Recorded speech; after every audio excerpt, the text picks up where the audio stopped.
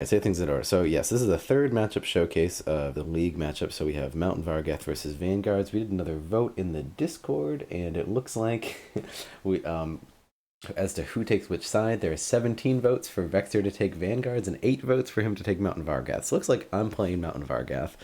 So let's talk about this matchup. What is this matchup? We'll see if we can carry out the trend we've done so far. That is, I at the beginning of this will say what I think the matchup is, and then later on, Vexer will totally contradict me and say that it's something else. We'll also see if today is if the day that I finally beat him. I stay frosty. It's gonna be tough. We're gonna get him one of these times. I don't feel very good with Mountain Vargath, so I'm pretty worried about that. And I feel like usually against Vexer, like I need to I need to understand the matchup and the factions going in pretty well to have a shot. And I feel like I understand Sarah better, but he thinks that Sundervid has a better matchup here, and he's probably right. I don't know. I don't question these things, but anyway, let's talk about Sarah. So, um, Sarah is like the first big econ can take you to the late game sort of faction. With Sarah's ability, can just reclaim Citadel units. Citadel Knights can be used to protect Sarah, so you can use that ability a lot more. And with 3 attack, like that's just good value. If you can get a ton of attacks with Sarah, you're gonna get a ton of extra magic. So you can either reclaim the Knights, the Paladins, or the Archers. Let me click save. And yeah, you just keep chilling for as long as you can. Archers can be good to like get some early magic ramping if you want it. You got Guarding Spirits is like one of the best defensive events in the game. Renewed Hope gives you some extra surprises. Sometimes lets you attack with Sarah and then summon after. That's real hot. One of your biggest tools can be Colleen, 6 cost champion. That if you can just get it in the back of a massive fortress of units, and just every single time that a unit is attacked, like there's some strength is going to be reduced. That's awesome. That's insane. If you can get you can get enough value out of that to win the game. So that's Sarah. Just sort of let's just try to vibe in the mid board for forever until we win the late game. But like the downside is throwing dice, doing damage, surprises. Nope, all that's bad. We got none of that. But we do have a shot at the late game and just withstanding to that point. But not as good as like something like Valeria with the Arbiters of Peace. Mountain Vargath feel like you might have a similar sort of thing going of like we just want a good formation in the mid board. Mountain Vargath can have a lot more surprises though, a lot more shove your units out of the way, shove them out of range of their protection bonuses, like they're within 3 for guarding spirits, and do. So everything revolves around Sunderved's ability, um, having extra strength within 2 of Sunderved. We get these brutes that can shove things, but they're slow, so we're sort of advancing slowly. And the biggest part of our formation is the slingers. That just if we can have a good formation, we can get good attacks down a single line. That's awesome. I should also click save. Glory Callers can help with the brutes, can help us advance. Fighters, like it's just a lot of positional stuff that I don't totally understand. Fighters can help us, but we can also just get a ton of value with Sunderved and things like Battle Leader. Like Sarah doesn't have a lot of burst damage they can do on Sunderved. We can have a ton of value with Battle Leader, and then we call a Martial Force to make us safe afterwards. That can be great. Ramming Advance probably won't get that much use unless like maybe at the beginning or something. I don't know. Um, and then like using strongholds effectively seems like one of the real big interesting things about Mountain Vargath. One of the trickies. But so yeah, just like 2 positionally minded factions doing a value fight in the middle of the board. That's probably what you're gonna see. I don't really know what sort of tricks we're gonna be expecting. Varn probably comes out to do something. Try to get some early damage on Sarah if we can. Maybe they'll try to get some damage on Sunderved. Uh, I think the longer the game goes, the better for them, since they have infinite stuff and we don't. So they have infinite econ. if Sarah's alive for long enough. We do not. So yeah, let's get the game started. We're already ready to go. Just like 15 seconds. Let me know if the stream having any issues.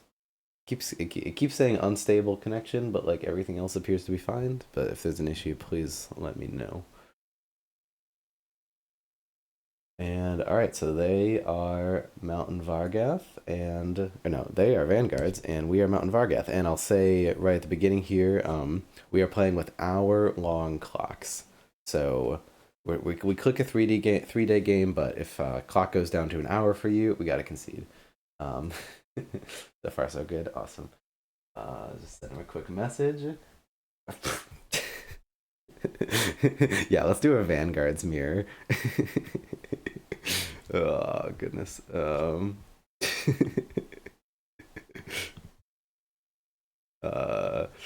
second. He says lol.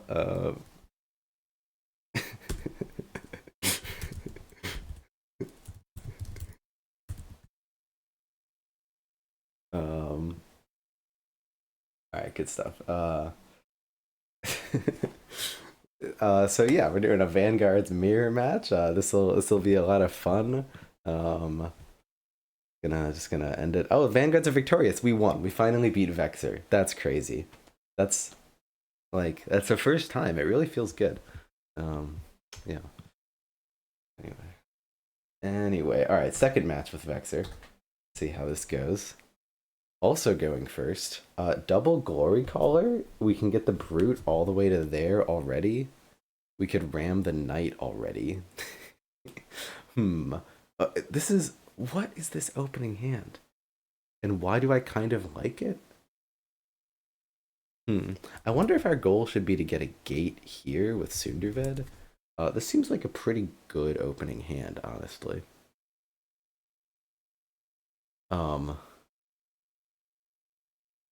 We can shove a brute here and then also shove it there, but like why? I mean, no one's gonna complain if we put a brute over there. I guess let's think about attacks this turn. Do we want to send the slinger over there to attack? I don't think we want Sarah to be able to attack in this first turn. No, we're not killing anything, so it's fine if Sarah attacks. So if we put a glory collar here, that is fine. If we want to do another glory collar so we get the brute value, then we can send the glory collar itself up there, but that will only be attacking for one, so that's probably not worth it. Yeah, probably just one glory collar, and then we can have 2 attacks. Yeah, okay, this seems good. Where's the sound? Where's the sound? Where's the sound? There it is. Okay, awesome.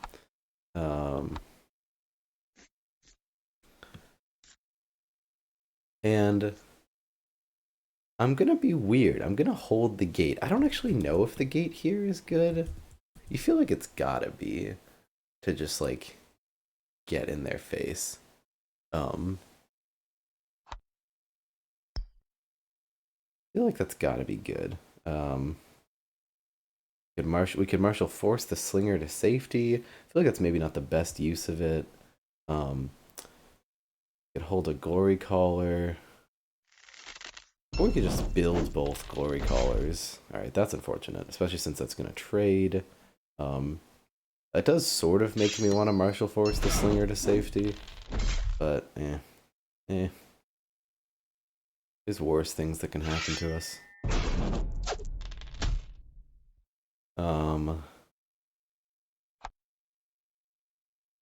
Yeah. Discard glory collar. Discard the other glory collar. It feels bad, but I like the magic and I want to hold these events. These events are good. Yeah, let's do that. And okay, still going. Discarding glory collars I kind of dislike because I like them so much, and we only get one more for the rest of the game, but we do need tempo for this match. I'm gonna send a quick message to the Discord.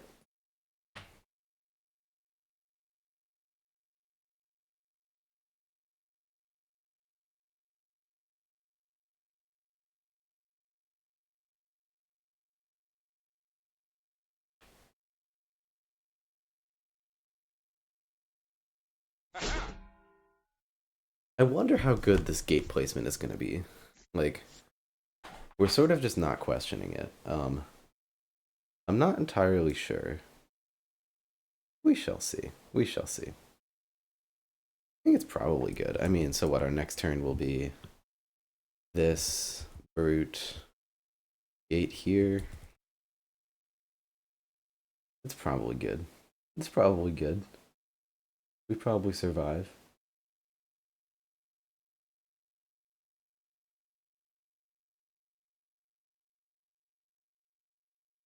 Soondervid could be attacked by a paladin that comes down here. I don't think I'm too worried about that. And especially now, so with that gate. I still feel like getting in there. Like we could call something to save ourselves. The problem now is this brute over here feels a lot less good. Actually, this brute can just shove this to the side and then go that way. Yeah, that's probably good too. Everything's good. Everything is going great over here.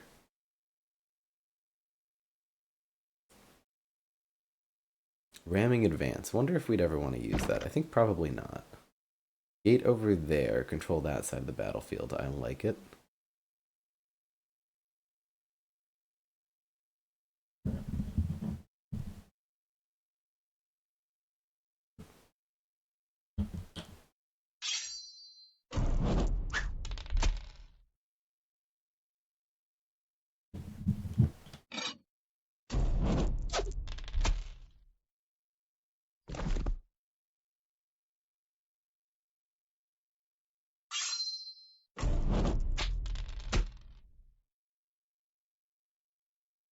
One second.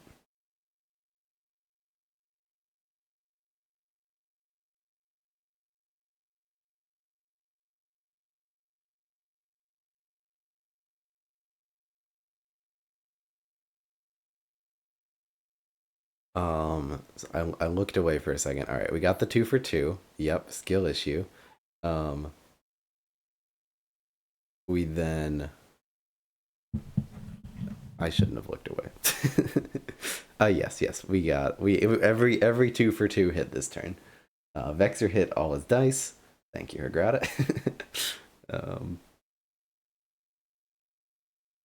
Yeah, I think our priority right now is just going to be getting in there. Whether or not we want to place that other brute is an interesting question. It would help, like, guarantee this knight dies, which could be worth it. But we could also, like, not do it and just hope we get a 2 for 2, which would also, like, be good.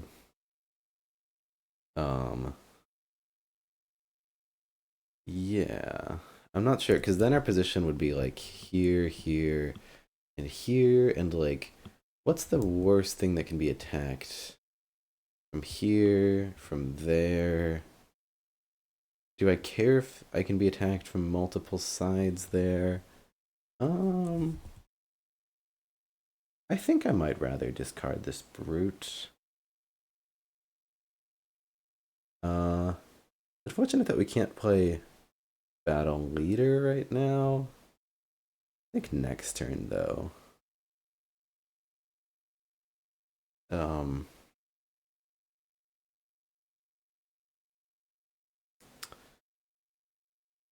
Yeah, I'm still thinking about whether.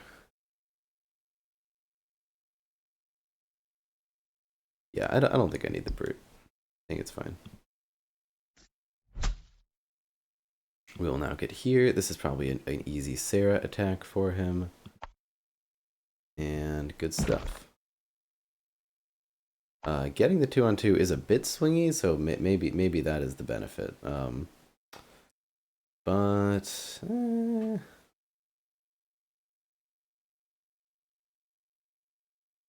I think it's fine. I think it's fine. I like building a lot of magic early. I mean, granted, we get to do that more if we hit our dice, but yeah. Let's do the 2 for 2. I'm feeling lucky. Feeling like an easy 2 for 2. Got it. Never punished. And I'm feeling like being a bit greedy and discarding a brute. Boots are good, especially in this position. Maybe we don't. Maybe that's bad. But like maybe brute is exactly what I want next turn.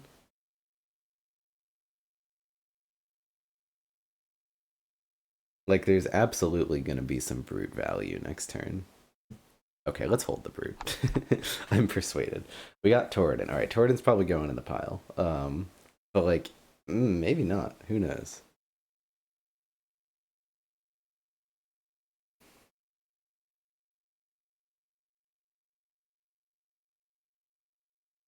Hmm. Hmm.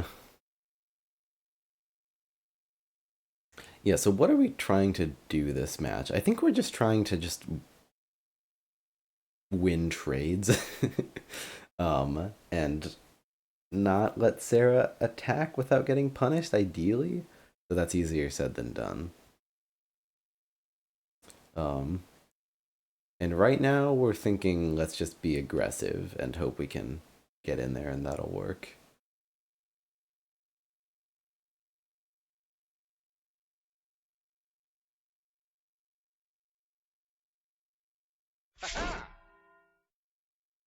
Yep, I like this. So this is like why it's nice to save the brute, because we're just forced into. I guess brutes are really good in this matchup, like because we're everyone's just forced into melee combat. I guess that is pretty awesome for us. This feels like a turn that we're probably going to be able to get battle leader value, which is good. You got slingers for that, for punish Sarah for trying to shoot through your usual night tunnel. Yeah, so like I could, if there's something here, I can kill it and then have a slinger attack through Sarah. Like this unit kills this and then slinger attacks through Sarah, you're saying? Yeah, seems good. Haven't drawn any slingers yet, but like it'll happen. I believe. I think like the the positional part of this, I don't really know what I'm doing with positioning. Like, all right, like the stronghold. You think the stronghold's going in the pile? I think it's going in the pile. But now's the time for someone to disagree with me before I put it in the pile.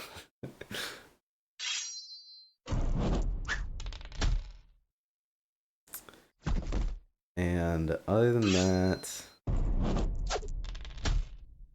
maybe we attack Sarah this turn with a brute. I mean, we'll take a damage, but we can, whatever unit they play, we can ram away and then just go up there. Sunderved will also take a damage. We only have one unit. Oh, this is kind of bad. We appear to have put ourselves in a situation that is not ideal, actually, now that I'm looking at it.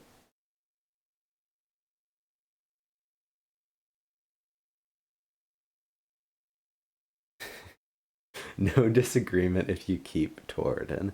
I think keeping Torridon sounds like losing because I don't have any units in the battlefield. Okay. So what do you think about a hit and run right now? I know that like we've committed ourselves at this point, but this turn is looking kind of bad, right? Like what do we got this turn? We got 2 attacks maximum. What if instead of exposing ourselves, we retreated? Like, I don't know where we'd go. Maybe here and here. If that's too far, we could go here and here.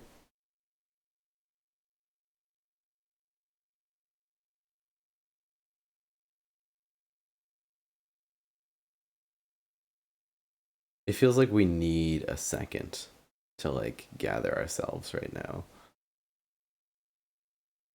And I also don't want to like discard all these events because they're good, and apparently that's how you're supposed to win with this faction.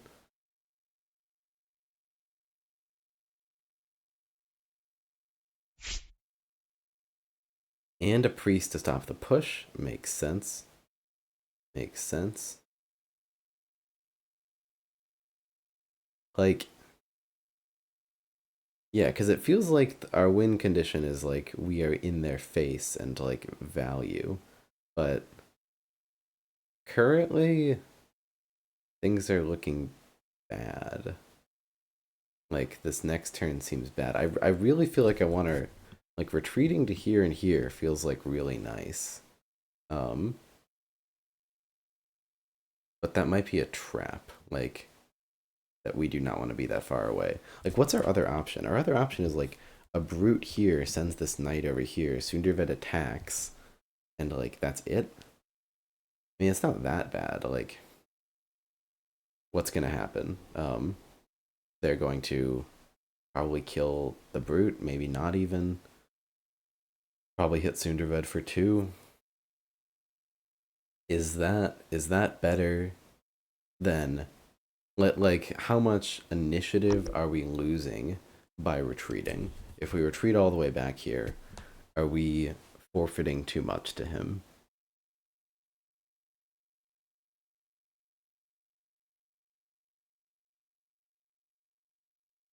Is that a bad time for us?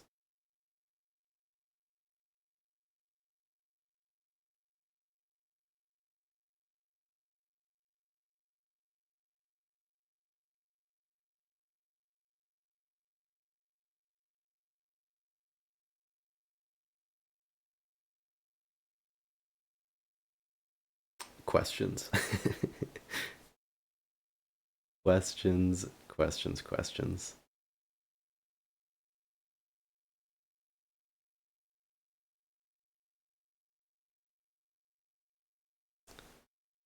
Like if we're all the way back here, he starts advancing and like has control of this field. Where's the fight gonna happen at that point? Like we'll just have units by unit, like maybe some slingers over here. It does seem kind of bad for me. Like because like I don't really want the fight to be happening here. But then again, does it matter that much if the fight's happening there? Like maybe I'm fine with that. Maybe I'm fine with like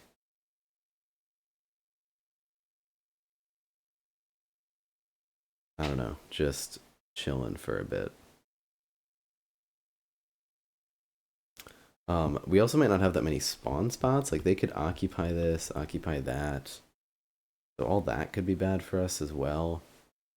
We could retreat to here and here.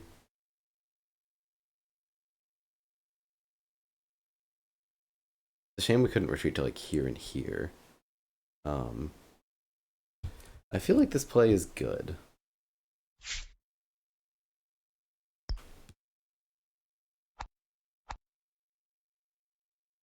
I could also just get 3 dice on Sarah right now. Is that worth it? 1 damage to my brute for 3 damage on Sarah. My instinct says no. But my instinct could very easily be wrong.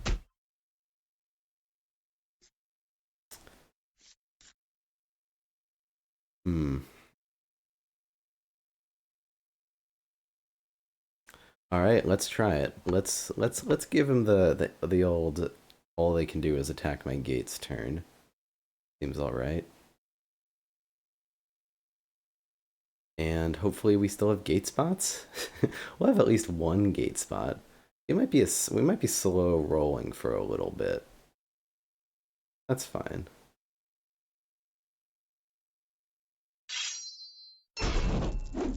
But this is what I'm talking about with like Mountain Vargath skill. Is like this is I could easily see someone saying, wait, we maybe should have played Battle Leader just for +1 strength? No. Surely not. Surely we hit 4 for 4 every time. Alright, skill issue. But like I could see someone more experienced than Vargath being like, no, losing all that tempo by retreating right now, that's just bad. That's just bad and you don't want to be doing that. I could see that. I could see that. Battle Leader, I could see discarding in this current situation. I could also see holding it forever until we get to use it. I'm fine with both of those options. It feels like things are going to be very crammed. It feels like I'm not going to have an easy use for Battle Leader in the near future. I'm going to keep holding it though. All right, that is a terrible hand. That's the sort of hand that makes you regret your life choices. That makes you wish you had discarded Battle Leader. Punished. Should have kept Torridon. Discard all, play Torridon? I mean, maybe that was the play.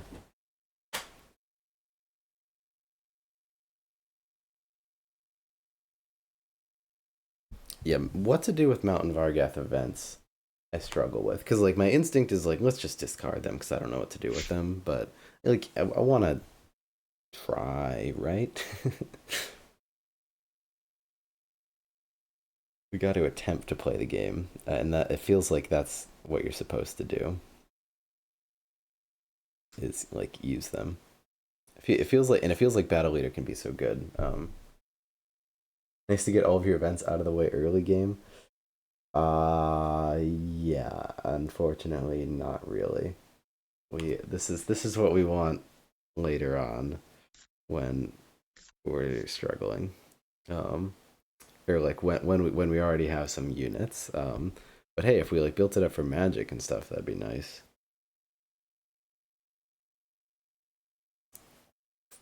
Yeah.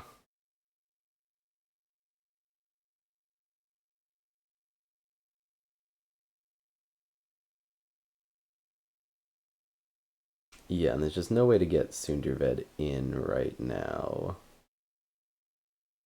I mean, hey, an inactivity turn for him is an inactivity turn for him. Like, I can't complain about that too much.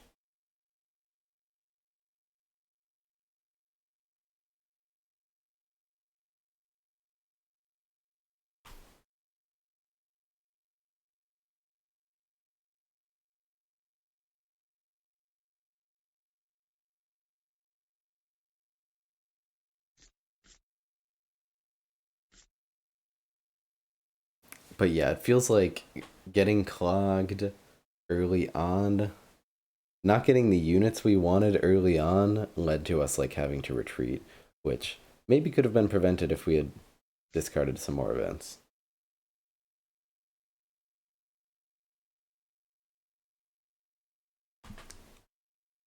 One can never be certain.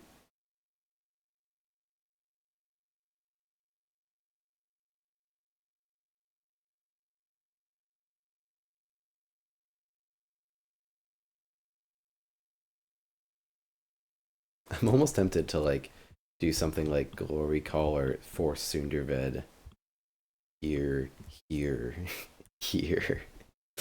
Um, Kill the brute, kill the knight, martial forces, something here. I don't know. Just like if we had a gate, I might do this. I see the priest for the possibility of 2-on-2ing the gate, or just putting pressure on the gate. I like it. Oh, we could do like ramming advance all the way to Sarah right now, actually. And take 2 damage going past the 2 knights.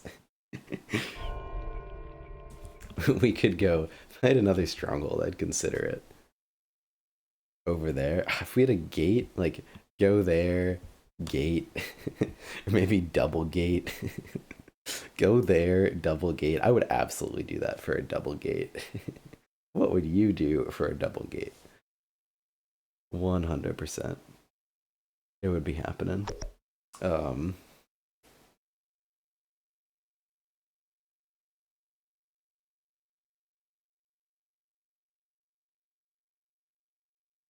hmm.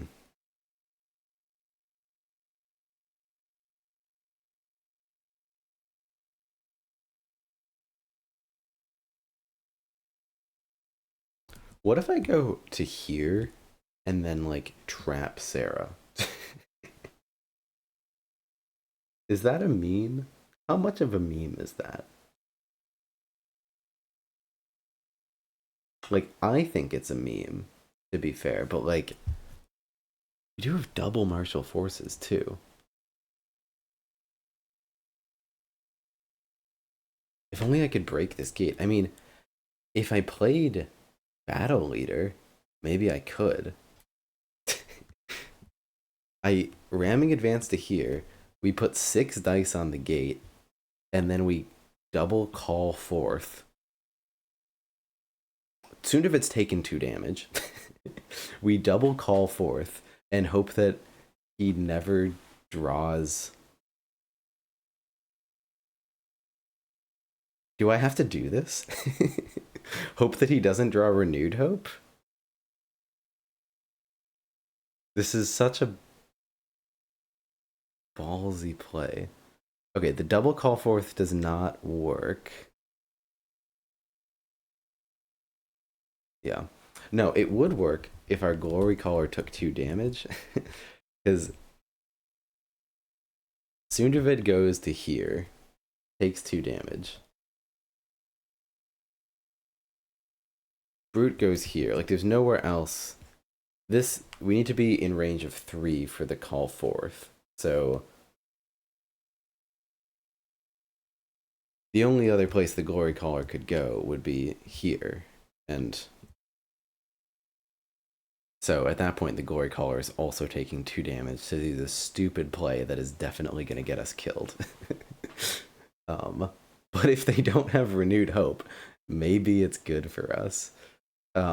Are we trapping them? Or are they if we had a gate, this would be such a real thing we could do. I kind of really want to do it just because of how funny it is. We're not gonna have a ton of gate spots after this. If we just had like any other units, man, if we just had like anything else, just like anything. All right, the game that Ben throws to Vexer. Let it happen. This is so silly. um, um, um, um,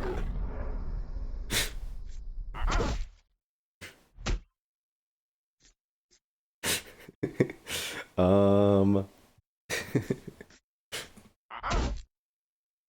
I'm, I'm messaging him.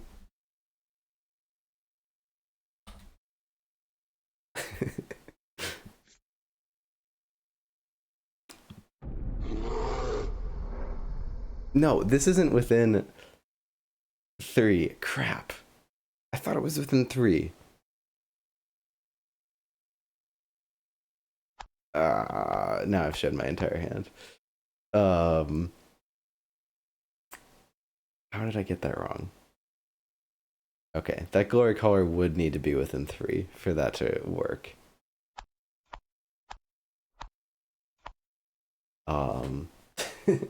Alright, never mind, you saw nothing, Vexer.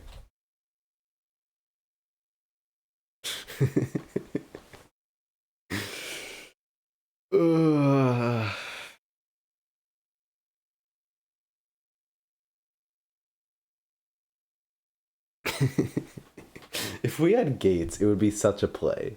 If we had gates, it'd be such a play. Like, I cannot emphasize enough how much of a play it would be. Do we ever brute forward, brute to the side, attack Sarah?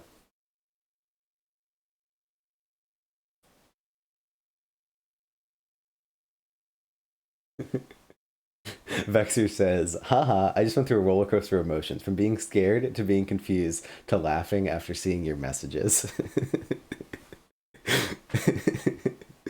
Got all hyped. It was, I would have done it, like, I felt like I was throwing the game, but I would have done it if I could have Sundervid here, and then call the brute, call the Glory Caller, damage Sarah, kill the gate, but you can't, unfortunately. If I had just like anything, if these cards were like anything else, I mean, I guess this does require like all of these cards in my hand. We actually would be playing every card in that hand right now.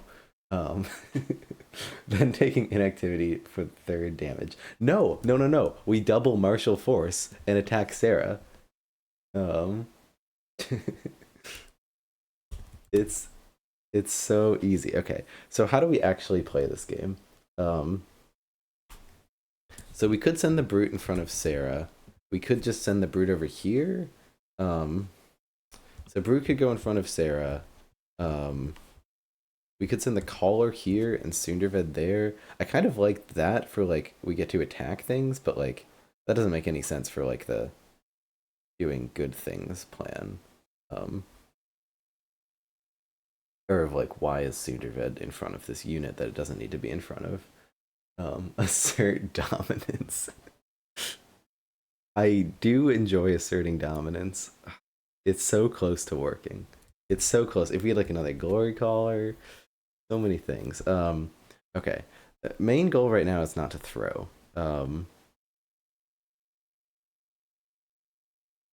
Do we need to do damage on Sarah right now?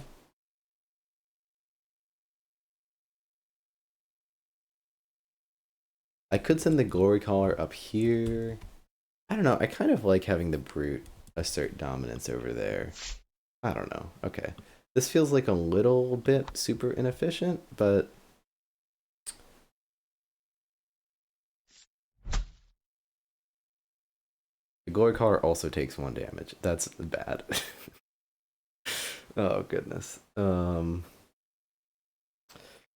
um um what if we didn't do this? Or what if I just didn't move Sunderved in?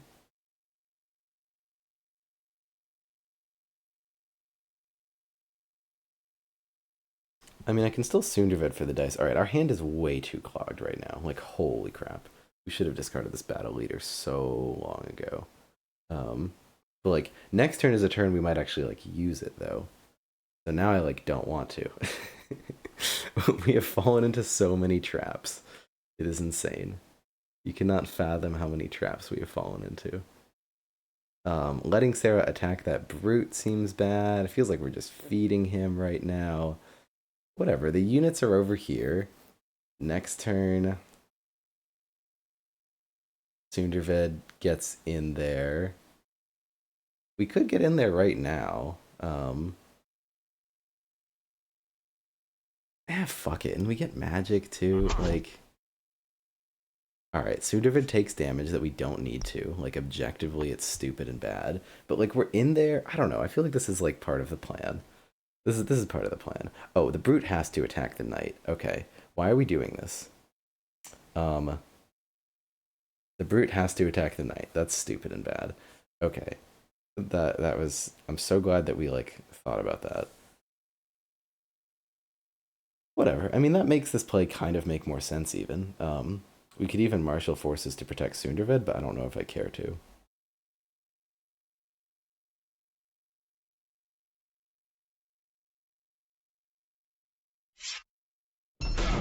I'm glad that like we thought about we thought about doing a funny silly play. And like you know, if the cards had fallen a little bit differently, maybe we could have. Could have been a funny, silly guy over here. Okay, this seems like a board state where battle leader will do something, right? Am I gaslighting myself? How many more events can I freaking draw? Surely we're gonna get units now, right? Can I be greedy again? Can I hold 3? He knows that one of those is battle leader since we showed him. I could marshal forces this brute behind us, but that doesn't seem good. Double martial forces battle leader seems good. I'm holding it. If I draw another event, I concede. All right, that's maybe one of our units lives. I don't know. Past 2 events next hand. That would have been very upsetting. Another gate is both good and bad. Good, probably more good than bad. I mean, like we're sort of repositioning. Hey, we were able to kill some units last turn. I think we're doing okay right now. I think drawing the more long term drawing the gate now is good because we are about to encounter a situation where we no longer have a gate, and that this is better.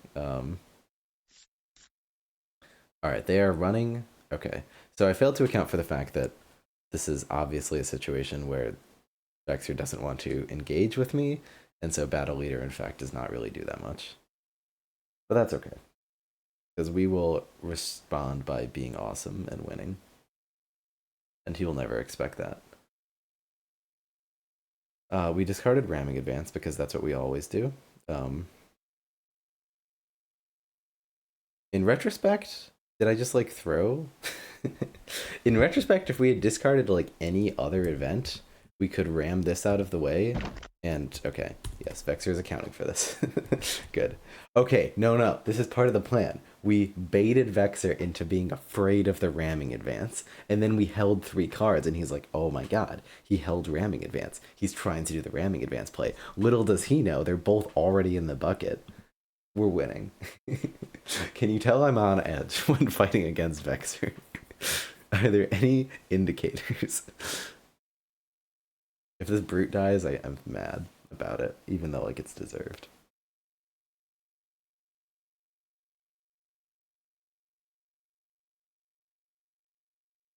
Do we put another gate on their side of the battlefield?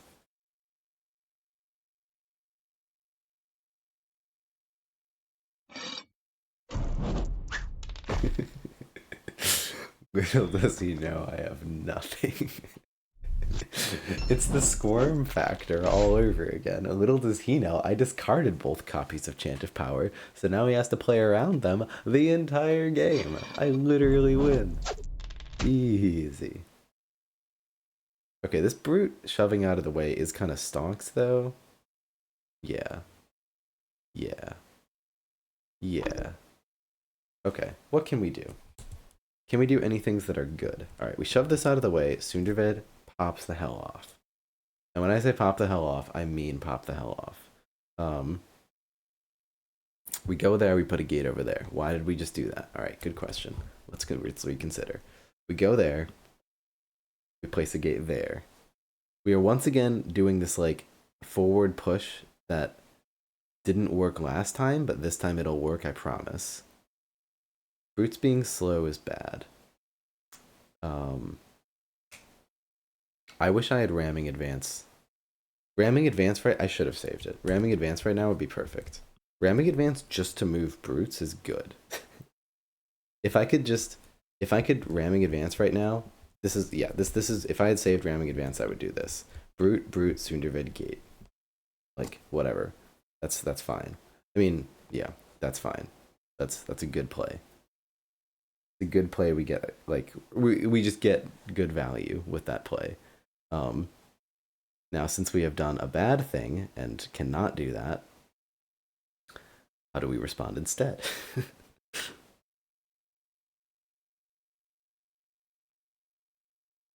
Because this brute can't get anywhere. Ah, oh, it sucks so bad.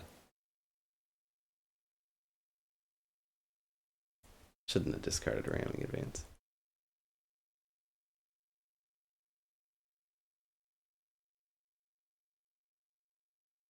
Is there a world where we go over here and like drop a gate there just to like annoy him?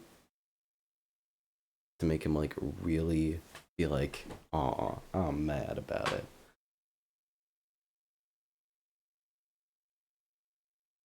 Would that make him really mad about it? That seems like a stupid play and kind of bad.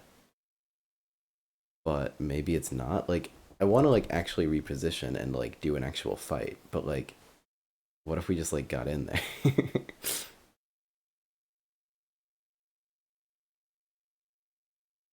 The gate there seems very silly because like it's just gonna get shot by paladins. But maybe we're fine with that, and then we can start repositioning from there. And now we have Sundervid up here. We ram to the side. It's unfortunate we can't just like kill it with something. Because now I probably have to martial force this glory caller up here. It's such a shame we don't have ramming advance right now. This is such a meme play. Like, where would I actually want to like establish my gates? Like, where would I like? Do I want to like? I could just like sit back this turn. Like, I could shove this to the side. I could go and hit it, and that's fine. We could just vibe. No one would have to know.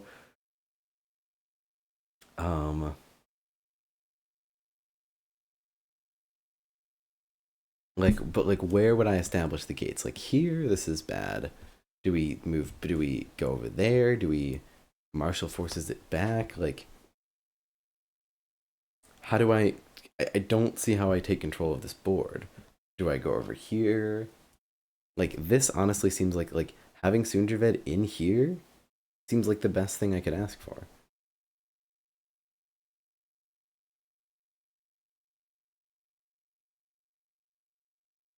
I wonder if we put the brute over there so they can't attack it.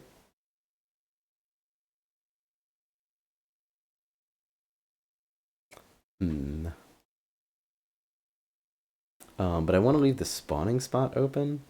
The brute over there seems kind of bad because, like, I would rather just occupy that with a unit that I don't care about. But on the other hand, it'd be nice to get this unit out of here so they can't, because this is the obvious move, and we don't want that move to also get an attack with it. So, and we want to leave the spawn spot open so we can spawn something to respond with. So I guess this is the play. This is pretty silly. This is like very silly trying to assert dominance and failing sort of play over here.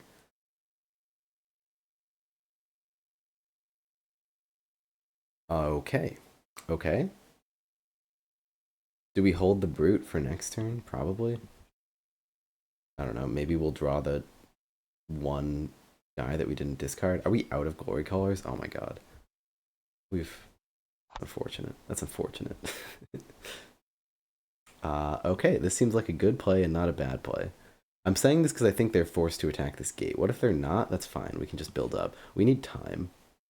So this gate is just like a stall play. We're just like we just need time to wait and get in here. I could not attack these gates. I think I will attack these gates because then they're like threatened. And they're like, crap, my gates are gonna go down next turn. I gotta do something about that.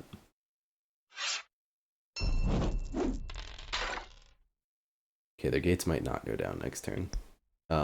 Battle leader, and we've been holding this battle leader the whole time, but like, you know, Aaron said get good use out of battle leader, and like, you know, makes sense. Like, it's a very high value event if you can get it right. I think we hold this. We could discard the brute. I think we're gonna want it though. I don't know. Like, I'm just so afraid of not drawing any commons. Or like, we drew, because if we didn't have the brute, now we finally drew the slingers, but we don't have any like big health units to back it up with. Alright, let me reload the page to make sure how time's going, because we have spent a fair bit of time on this first bit. Okay, we're 22 minutes in, they are 14 minutes in, and most of that is because of that like very long turn where I wanted to do ramming advance.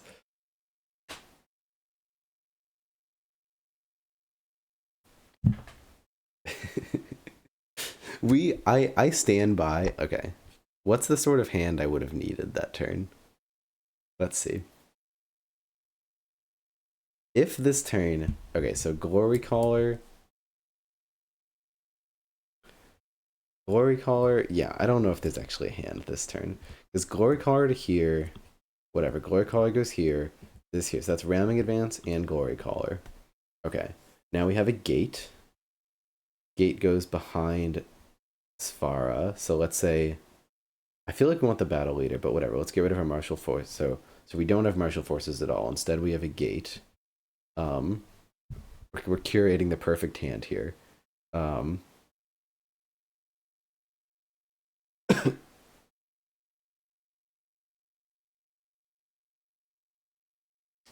We could also...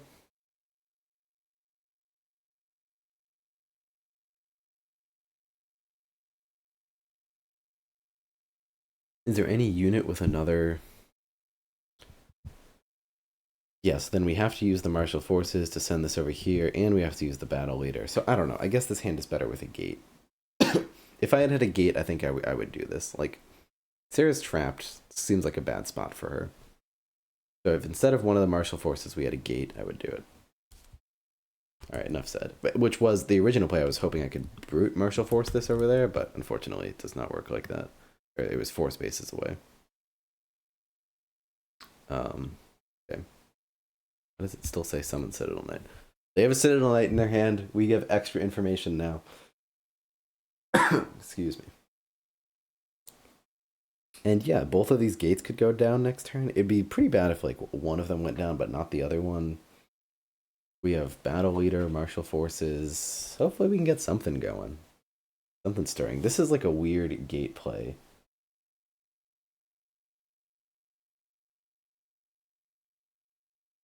Weird gate play because it's sort of like one of those stall plays. Like what I'm finding out with the frogs is I'm just like, I just want a gate in their face to just like the opponent has to get through while I build up. And that's what we're doing right here. It's like, all right, here's a gate in your face. There's nothing else you can attack. Gotta deal with this. I get to do my thing. And not sure exactly what thing it is that we think we are doing so well, but we're gonna get it. It's a shame that Brute did only 2 damage last turn. Be real nice to kill both gates this turn. Though, like, maybe not even that nice. I don't know.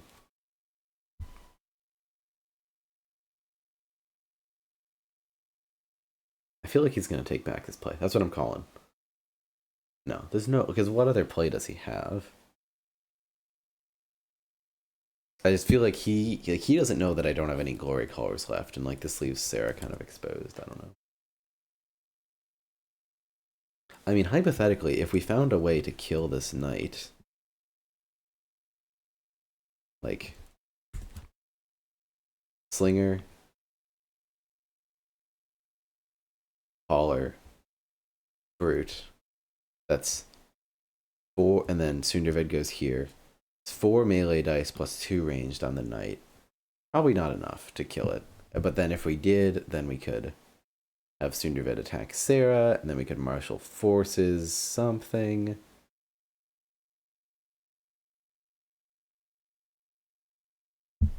Hmm.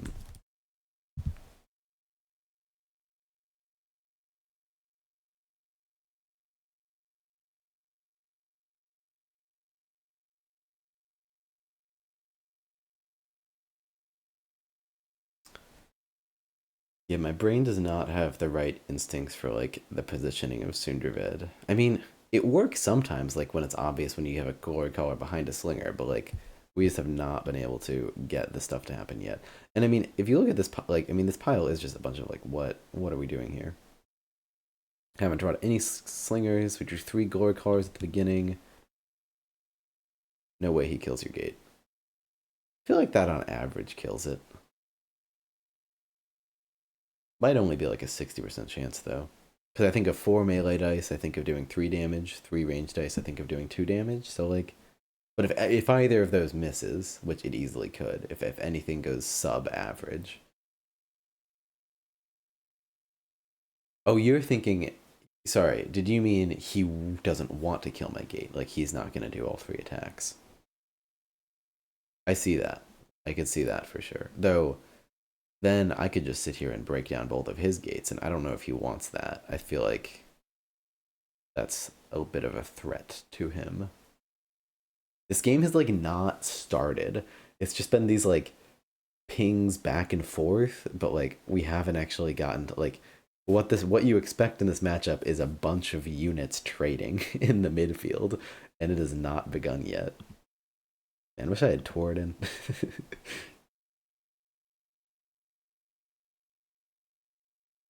This is a matchup where like I wish Torden was at the end of the deck. I could see that. Ha! He took it back. All right. Even though we then like took back saying that he's gonna take it back, I still claim victory here.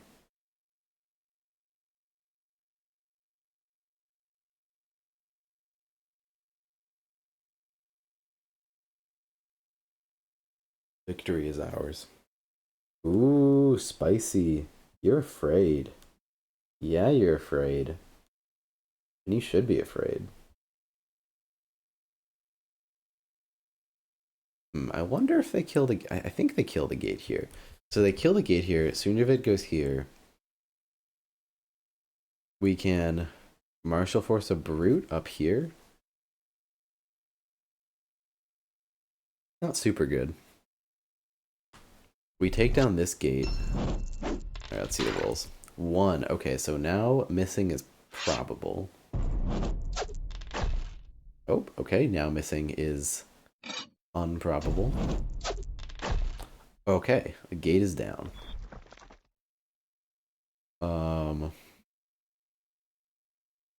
I feel like we are not quite in a good enough position to be able to like do this sort of nonsense. We have not occupied, because we take down this gate. This gate, what? We just leave it?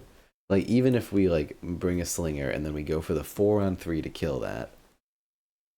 Now that's 2 attacks. 3 attacks in the gate. We get a 4th attack with Battle Leader. Is on this gate, and then yeah, sorry, the 4th attack for the last thing is like on Sarah, and then so best case scenario, they have only 2 gate spots over here. We have killed both of these gates. Sundervet has a Citadel Knight behind him. It's again like close to being what we want, but not quite. So what if we just vibed here for a hot second? What if Sunderved went here? What if Sunderved went here? What if, okay, there's a lot of what ifs.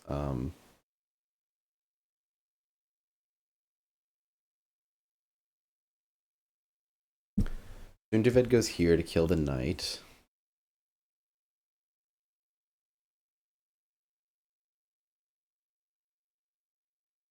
Brute goes there, Glory Caller goes there, Brute goes here.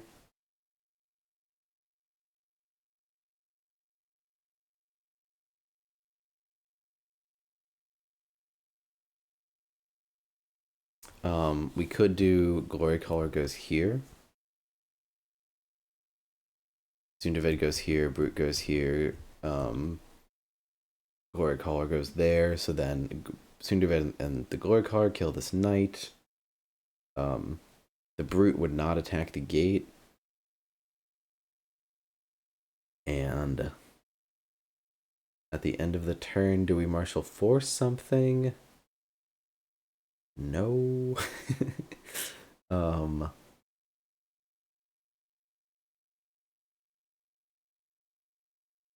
I mean, we could martial force the Brute to here, I guess. I don't like playing the second martial force because now he knows that that isn't an option anymore, and I feel like that is going to markedly improve his gameplay.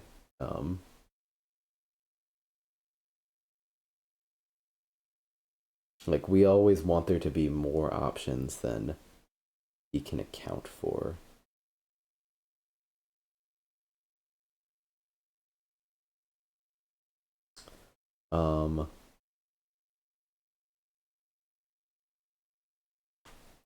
Okay, what about Sunderved here, Slinger to here, Brute to here, Caller to here? Now Sunderved attacks, and it's just not good. It's not what you want to be hearing. It's just not good. I mean, we could finish off these gates too, but I don't love finishing off these gates. I feel like we can use them to our advantage for a while. But so this play would be, we get Sunderved to attack, we get Glory Caller to attack. I mean, hypothetically, we could kill both gates. We could have this Brute attack that gate. I feel like it's probably bad, though. And then we can martial force just to grab that spot back. It's a little bit rip. We're a little bit sad if we do that. You know what we could also do? We could grab a slinger and put it here and shoot Sarah in her stupid face. And then, because I just don't want Sunderved to be attacked on 2 sides, right? Okay, so the play would be Glory Caller to here, Brute to here, Sunderved to here. So now we got attacks, we got 1 attack, 2 attack, 3 attack, and then 4th attack will be over here on Sarah. Okay, and we get 1 more move, which will be... Oh, no, that was the last slinger. No, we have another slinger. Okay, I think this is fine. I think this is good enough.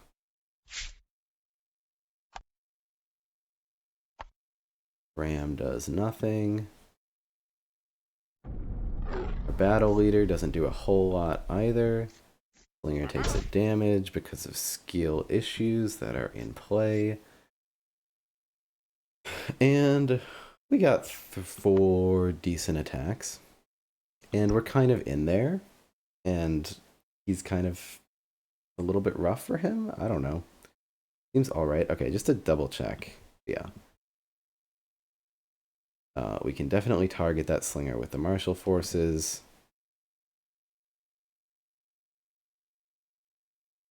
Yeah, good stuff. Okay. And we definitely played this, and so we get the extra attack. Okay. Hopefully not missing anything. I think we're good.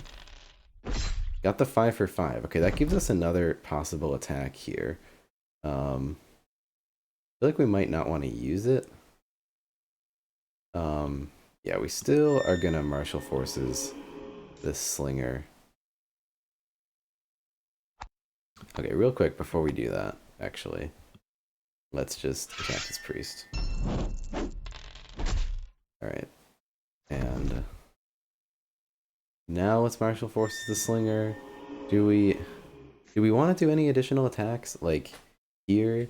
I mean, I guess if I killed that unit, that gate, it's probably bad news for him to like be defending that side. I don't like to give him the opening. But if we destroyed that gate, we can probably back it up. Like this brute, I don't know if we want to destroy that gate, because right now he doesn't have a lot of ins to attack. Like these are the only 3 spaces he can get an attack in. And here, I mean, that's just a good spot for a Citadel Knight, right? But then again, it could help us get in. Like, what's our general goals to like be getting in here? Do we need to break down a gate? I mean, the +1 magic is always good. Do we need to break down a gate though, or like what is our plan of going down this lane?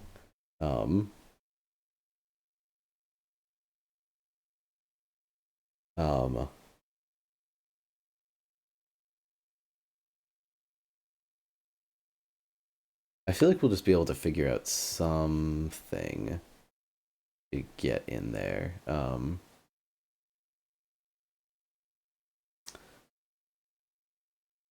I feel like in general, I'm happy to have a fight over here too. Just because like I see this glory collar as like something that a slinger could stand behind. So this could be a mistake. Might be a mistake. We will see. And that's the phase. And we got the other gate. We got Varn. Okay, this is the hand we are looking for. Because I was just thinking, like, if it's a bottleneck here, maybe we would rather get rid of the bottleneck and, like, have our own stuff going in. Alright, looking like some dice on Sunderbed this turn. Sarah kills the slinger. They can easily get a bunch of dice on Sunderbed. We got Varn, though, so we gotta start thinking with Varn math. Varn is good. Varn equal good. I'm getting the feeling like we're not going to be able to, especially since the martial force is gone, we're not going to be able to like get a overwhelm him victory, but some other sort of victory. I'm liking the magic advantage, and I'm liking that Varn is coming down. I'm liking the fact that in general this seems like a good board for us.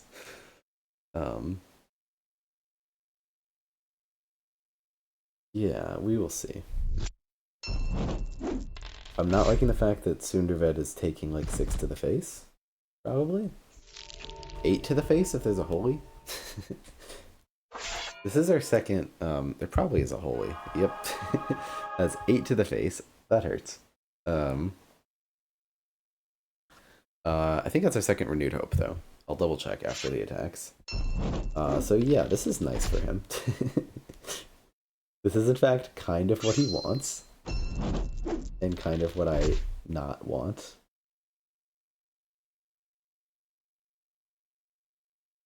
But I maintain that this is going as planned. Let's just double check. Renewed Hope is gone. Good, good.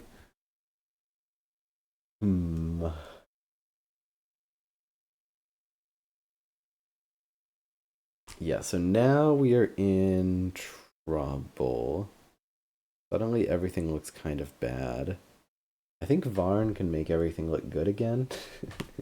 Varn can make all of our troubles go away. Probably. Brute goes here. We're just a bit jammed right now, unfortunately. We don't really want to destroy this gate. Like, even if I put Sundared here, they could still go for a 3-for-3 kill on me by attacking their own gate, which isn't lovely. I do not love it. We could also play Battle Leader to retreat and get Varn over here and pull something out.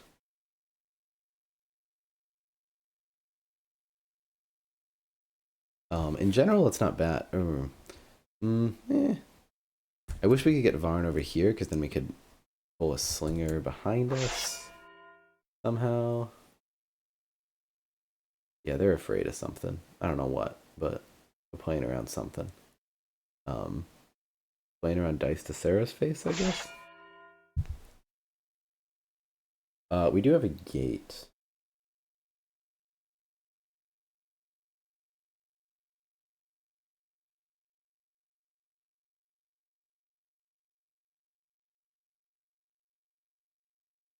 We do have a gate. Okay, we could Brute, move, Varn calls the caller over here, so then we have 2 move, 3 move. Or even 2 move, 3 move gate. Pretty decent.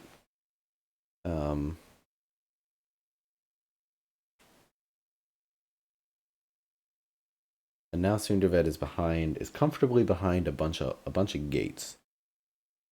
That seems good.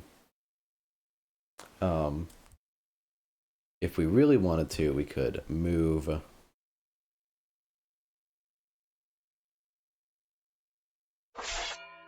move. No, I was thinking to try to get a Slinger to also attack a Paladin. That's probably not happening. I feel like there's got to be a better move here. Somehow. How about move.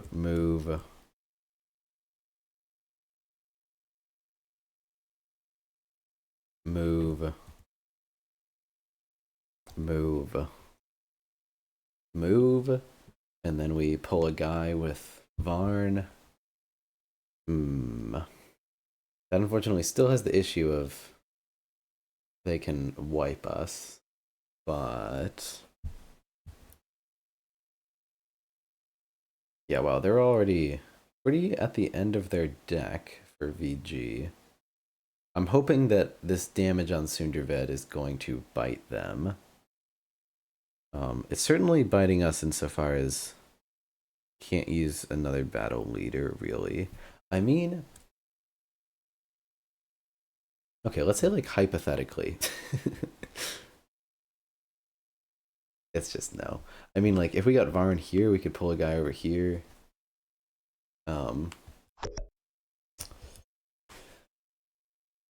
Now we can't afford Jacob. Vexer through. See, can't think of anything, even when you're the best. Can't think of everything.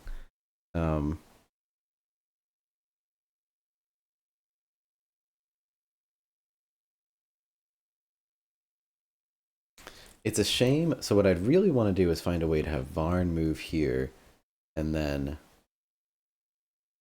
also have a Slinger behind him. But that is just like impossible. Well, okay. Here, Varn calls the caller.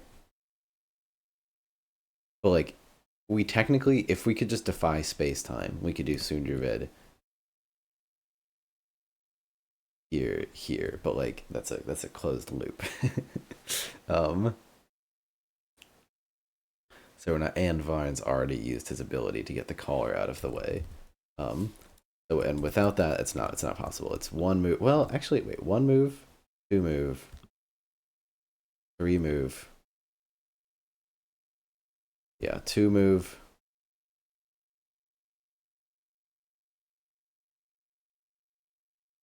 Three move. Four move. So many moves. What's our current play again? One, two. Didn't we have a play that we liked? Yeah, caller to here. Slinger to here. Underved to here. Why is this play good?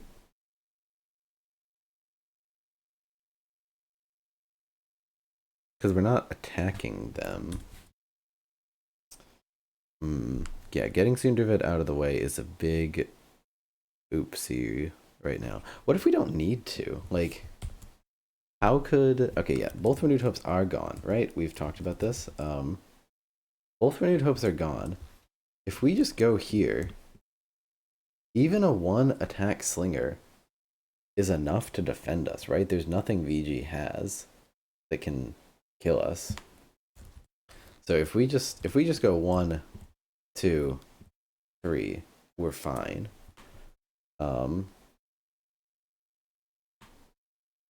We could also go 1, 2, place a gate. 1,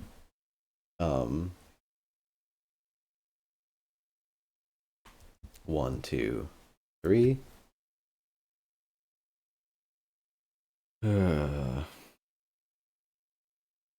One. I really just want to like have Varn there though somehow. 1, 2, 3.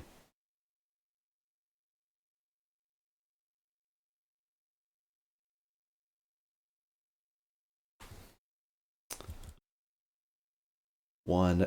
This is gonna take a while. 1.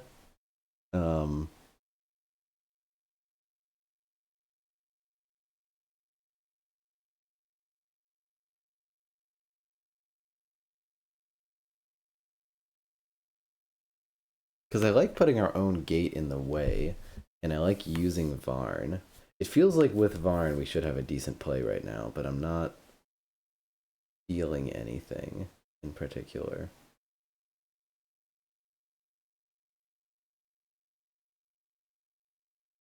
I mean, the gate over here is kind of decent, actually.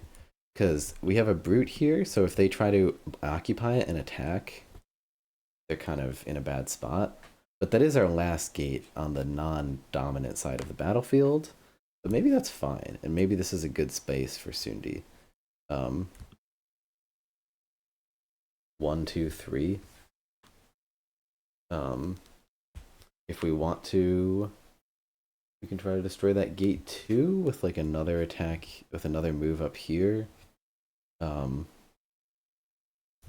Is there any way this play is improved by Varn?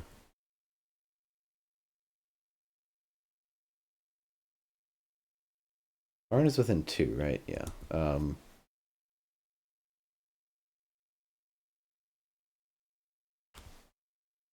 First timeout win for Vexer. It's certainly in the cards. I'm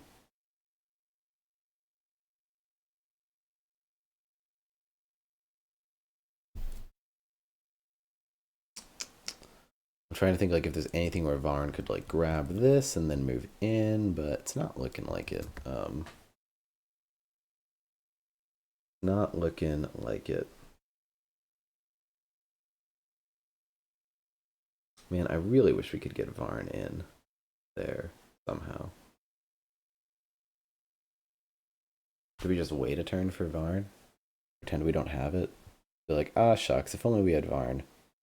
Sucks for us. Okay, if we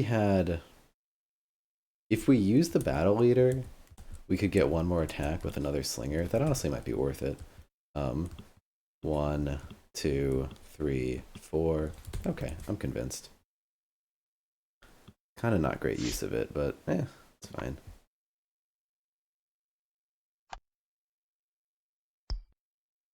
Oh, wait, no, I actually do want to use that one. Lamau. Okie dokie. Very good use of battle leader here. Maximum effect.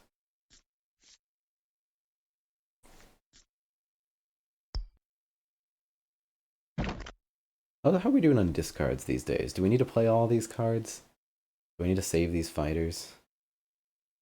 Did I discard one fighter? I mean, we have a lot of values in our deck still, but maybe I don't really like Quen isn't that good.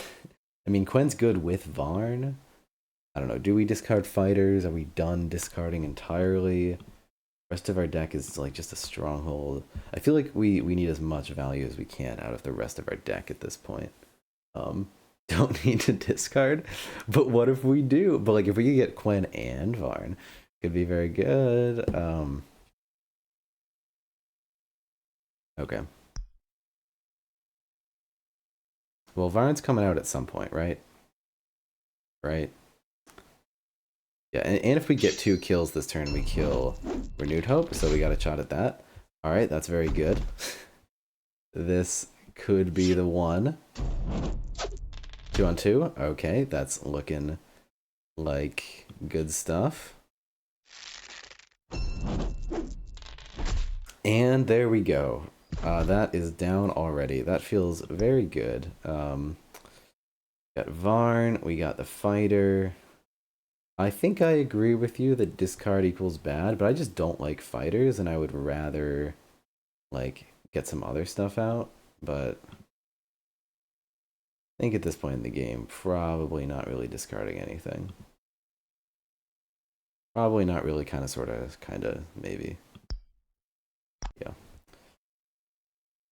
I still feel ahead this game, which is good. First game in a little while that like isn't just a dumpster fire from the very beginning. I was talking with Fuzzy Marmot and Vexer recently, and she had a good point that like a lot of a game can be just like some of the initial table setting, the initial turns. Like she had the idea that she thinks a lot of players that are like a lot of like D2 players, just a lot of people that have played a lot, if Vexer played the first half of the game, they could finish it out. But but like actually playing that first half of the game is the tough part. Or like the turn by turn tactics. Like if we did a series of like turn by turn tactics of like looking at a game is maybe where some of like lacks some of that like big picture strategy that the Vexer beasts among us exhibit. The first 2 or 3 turns felt dumpster fiery. Yeah, they did. I mean, we got the early gate on their side, which was great, and then we just had hand clog and we had to stronghold away. You're right. This is feeling like a bit of a recovered dumpster fire at this point. They refuse to engage because why would they engage? Um, Fair enough. Do we want to use Varn to grab slingers out of the way? We could double attack Sarah with 2 slingers right now. I'm kind of tempted to? Question mark?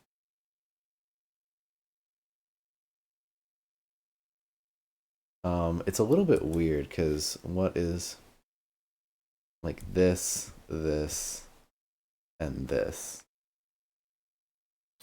I guess we probably just need to like send somebody up there. This can happen in the summon phase? This card is insane, guys. Varn is bonkos.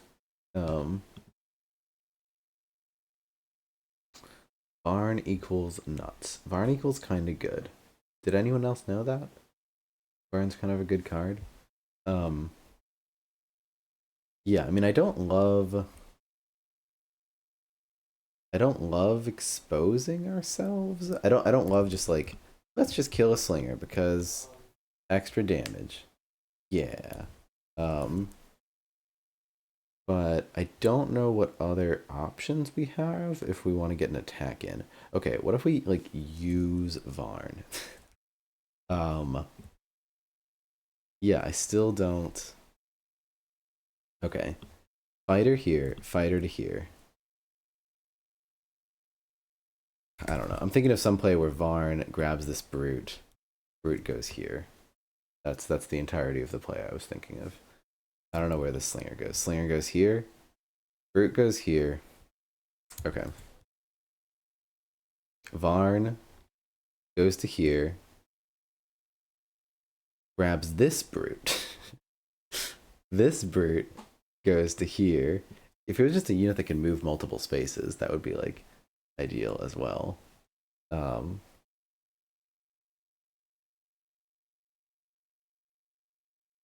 I mean, I don't mind just getting dice on Sarah this turn. I like this brute here because it's just kind of like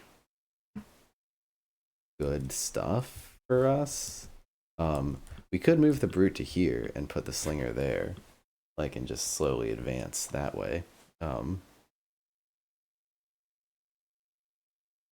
Could we try to occupy gates at this point? Like, we could move here, here, and here.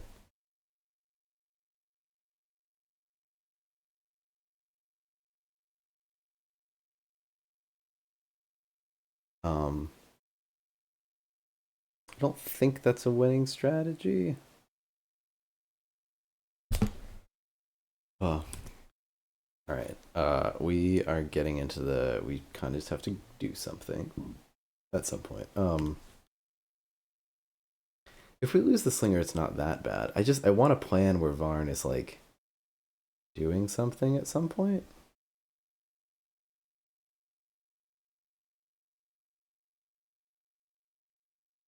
Um, I don't mind this fighter just staying here forever.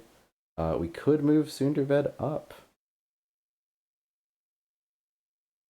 We could move Sunderved. I feel like there could be a lot better plays if I was better. Um,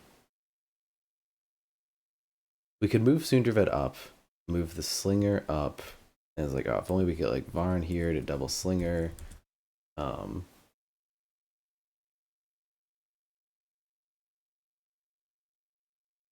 okay, we'd totally show our hand if we just did the play where slinger, or I guess slinger, Varn, but like, I don't know. I want to get Varn in there. um, and that doesn't seem like too bad. Right? Right? If only I could like protect this somehow. Yeah, okay, we're thinking too hard. We thinking too hard. Let's get Varn in. Move on.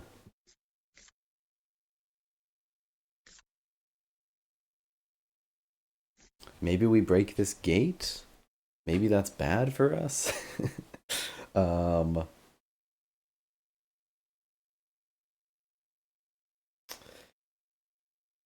real quick. Okay, that unit did start there. Break, then form up. Yeah, but then, I don't know if that's good to, like, just let the paladin attack me. So maybe that's not so good. Just, like, we're just letting the paladin attack the brute for no reason, kind of. Okay, I think we're going with this. Oh, we have Stronghold. Wait, this is the perfect turn to play Stronghold. I'm so sorry. I am so sorry to everyone that has to endure this right now. Um, wait, what if we just do, and then we also move a fighter there, and then okay, the problem then becomes I don't know why I didn't read Stronghold in my hand.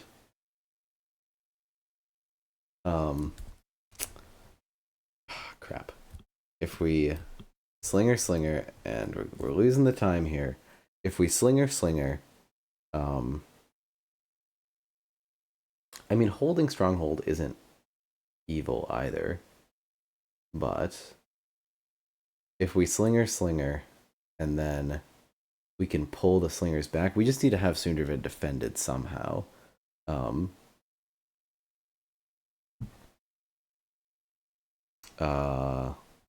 We can pull both slingers back with Stronghold, but then we need to form up something.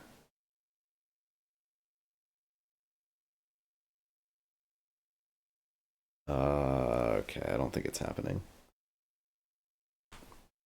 Oh, but it's just the perfect turn for it. Just the perfect turn for it. We grab the slingers. Varn tries to kill the gate. And if only we just had like one other just like trash unit somewhere here. Like that brute we could almost use, but only if we actually destroy the gate. If we don't destroy the gate, then we'd have to put a slinger here. Okay. Well, that's maybe something we could consider. I don't know if that's worth preserving these slingers that much though. Okay, anyway. I don't know why we thought about this for so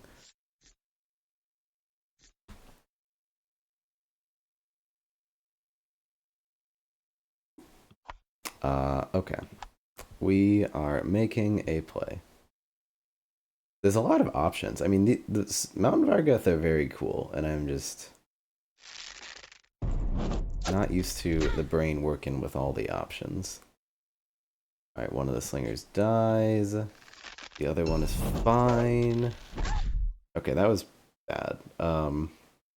Does Varn attack the gate? I feel like maybe not. I don't love giving them more easy targets.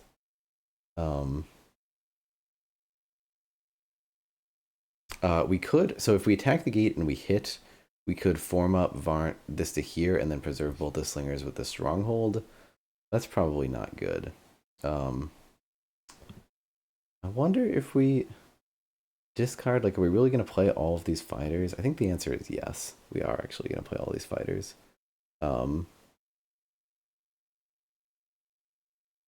Okay, do we want to form up this brute behind us so it can't be easily attacked this turn? But then something's just going to go and hit Varn for a bunch. I don't really love either.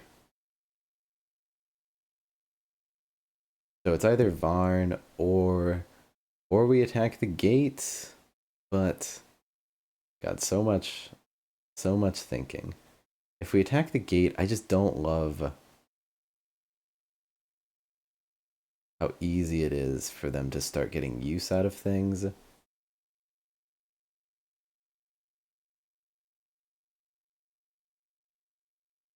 I feel like using the gate as cover benefits me, but maybe we need to just like get in there sooner rather than later. Like, it's not going to benefit me to just delay things indefinitely. And getting rid of that option is good. And they're out of renewed hopes. Okay. I'm not sure. We're going to attack the gate. I see convincing arguments either way. Alright, the universe says we're not killing the gate. Good stuff. And I think we're holding all the fighters. It feels weird, but I think we're going to do it. Okay, we drew the brute. That's what we wanted to do. Drawing the brute is very good with form up. We are now at 12 minutes, so if we hit an hour, we're conceding. So we now need to play fast. That's we have not spent our time super wisely here, but we now have 12 minutes on the clock. Gotta go fast. Gotta go fast.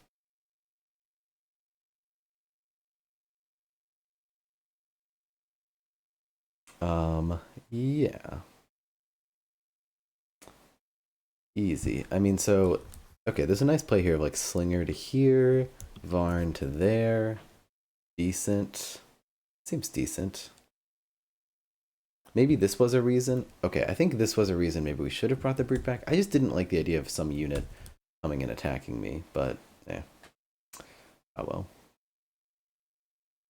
But this is an easy way to get a brute. Varn is like the best way to get a brute up very quickly, which I like a lot.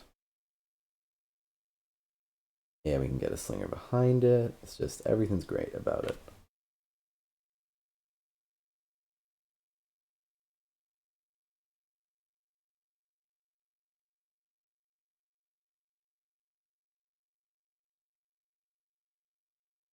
Yeah, and he's just trying to milk the value on Sarah. Our 1 for 5 is definitely helping him with that.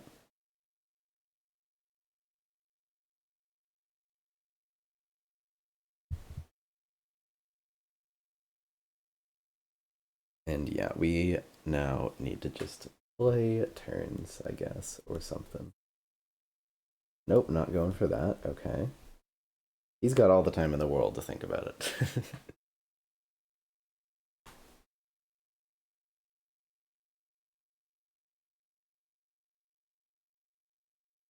It's tense. It's tense. We got this. We got it. All right, the knight comes down. Interesting. So they are afraid. Oh, the knight is protecting Sarah. Makes sense. Makes sense.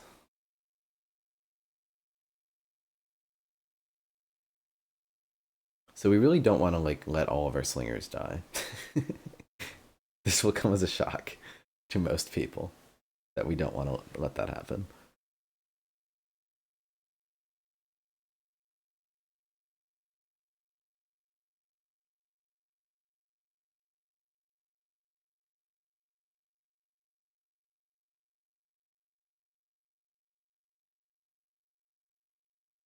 Yeah, and this brute is just going to stay here forever and just guarantee that we have that place walled off. So it's now a game of let's trade and get better trades and not let Sarah attack easily. If we let Sarah get too many attacks off, she's got a shot at winning econ. Can't let it happen.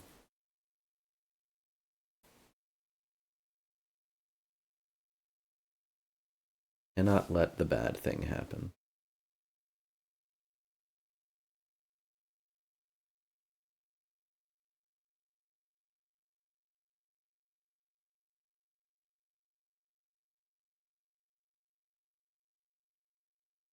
Why don't we have sound?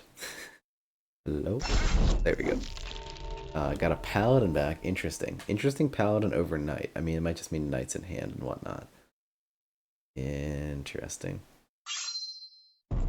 We could shove a fighter into her face and then run away.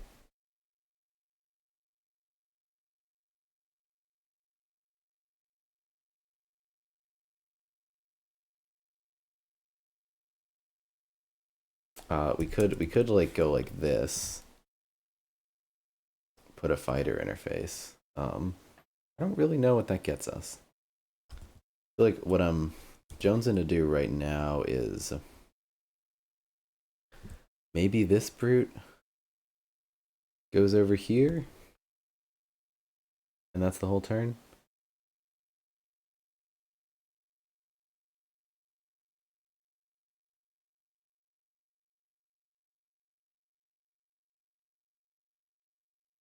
I kind of like Varn behind this gate, but I don't like that a paladin comes down and punches her for 4 the second they get a chance.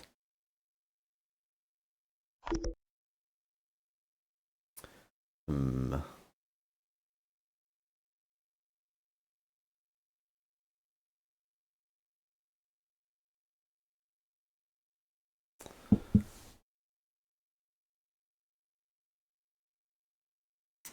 Yeah, that brute is kind of bad for us. I mean, we can put a full health brute here and like attack our own brute.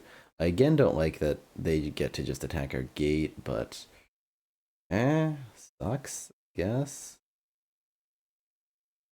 I feel like we need to get in there. Like we're not putting enough pressure on.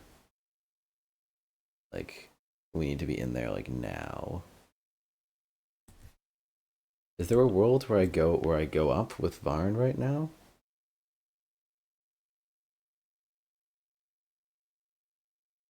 Um I mean, I can stronghold away. I mean, I could eh, I could send a fighter in and just stronghold it back is one thing.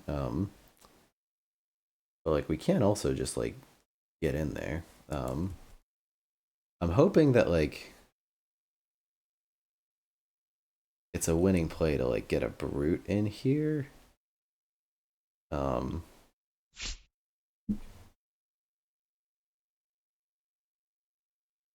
okay, what about I don't know, like what if we block their spawn spots a bit, like with a fighter? I don't know.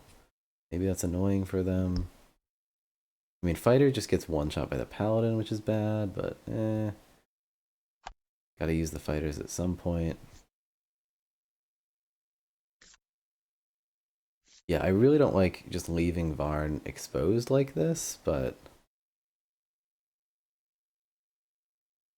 I think it's gotta happen, especially to stop Sarah from attacking. We really don't want Sarah attacking like anymore at all. Every Sarah attack is a day off of our life. Okay, we do need to go as well.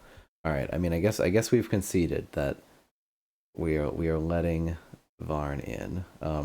Do we want this to be a brute just so we can next turn hopefully like get this gate gone for good? Because the brute will live a turn. Ah, screw it. Let's make it a brute.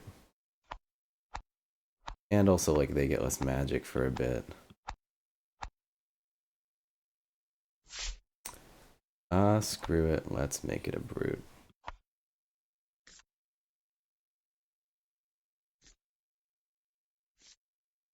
Okay. Okie dokie. Let's go.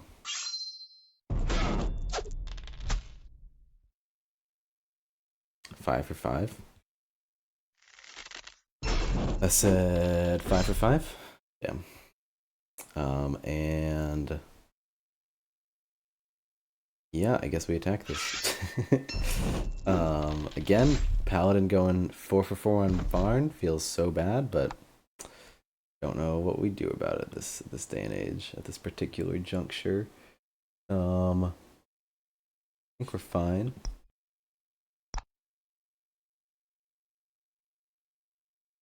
Might have wanted one more magic. I'm not sure.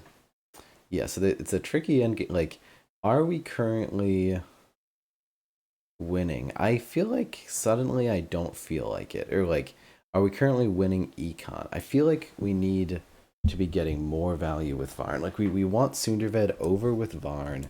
So this is what we want to accomplish next turn. Like we want Sunderved here, we want Varn here, we want a fighter here, or something like that. Like we want Sunderved with Varn, and we want to start advancing. This gate has been alive for too long. Too long have we fought by the gate.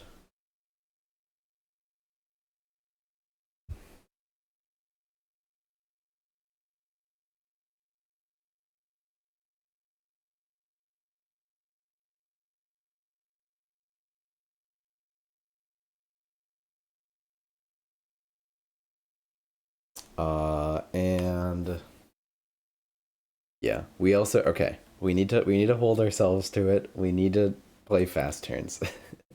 we need to. We've budgeted the time badly. We now need to take a downside because of it. We now need to be forced to suffer at the whim of the bad turns.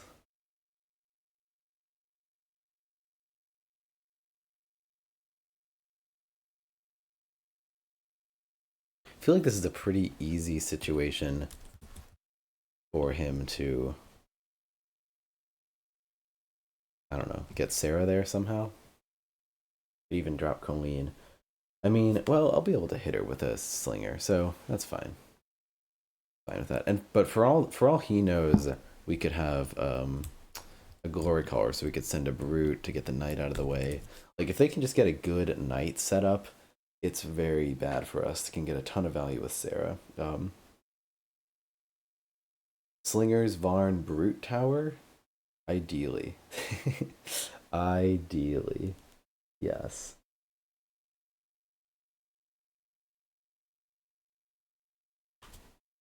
You think we want to tower down a single lane? Like we could take out this gate with a fighter and then just have a single stack. Could be kind of good.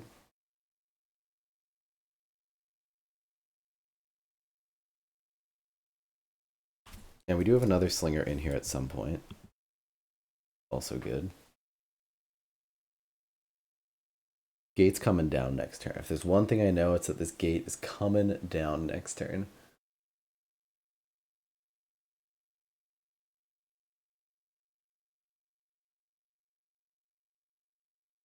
Gotta save up for Quen.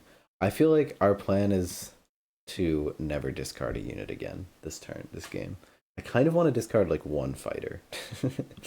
um, but I'm hoping we could play all of these for the econ. Oh goodness. I screwed myself on time. I needed to play faster. Yeah. Okay, we're gonna go. We're gonna go. We're gonna go speedy quick. Speedy quick turns. Gotta play fast. Don't want to have to concede the game on time. We do not have enough time for this, what is going to be kind of a grueling end game. Yep, so the Paladin. Okay, what's our response to the Paladin on Varn?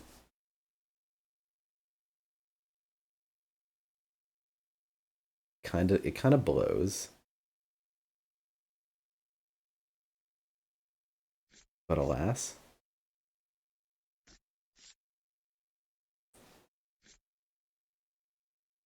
Alright.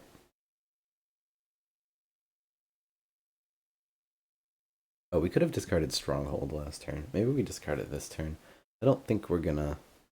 We're planning to just trade out the rest of this game.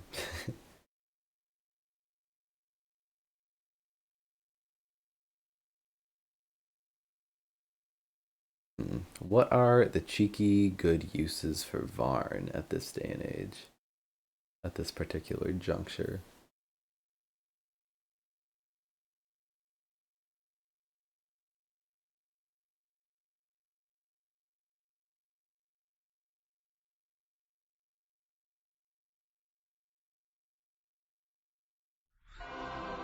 Alright, alright. Holy Judgment. We could take out another 2 units this turn. That'd be great. I don't think it's going to happen.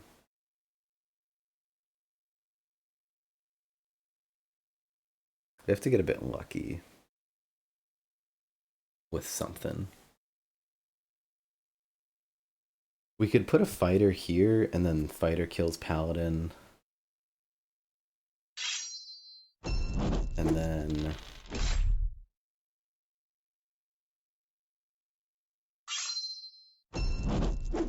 Got 3 on Varn, got another on Varn.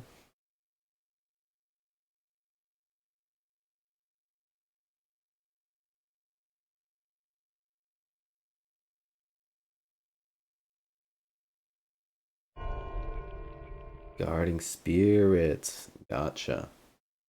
Okay, okay. That is probably not a W for the killing 2 units this turn. Probably ruins that dream for us. How about taking out that gate this turn? Is that dream ever alive? Ever? How about like Paladin goes here? I don't know. Like Fighter goes here.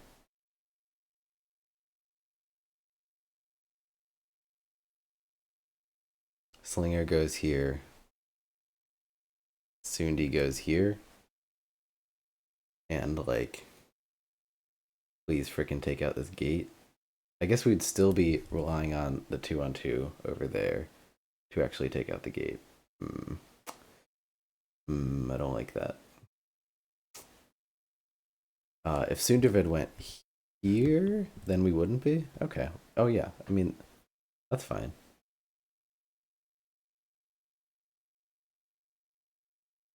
So those are our moves? That's fine. Alright, gotta go fast, gotta go fast.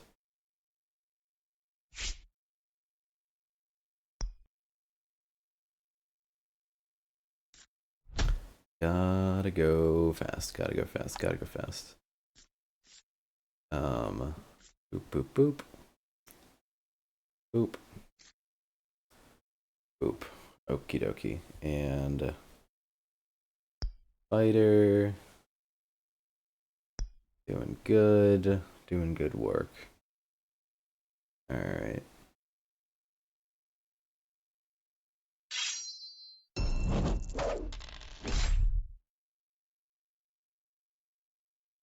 Yeah, they've done a good job of like, we've been ahead on board, but they've just been able to slowly eat away at our will to live. It's been very successful.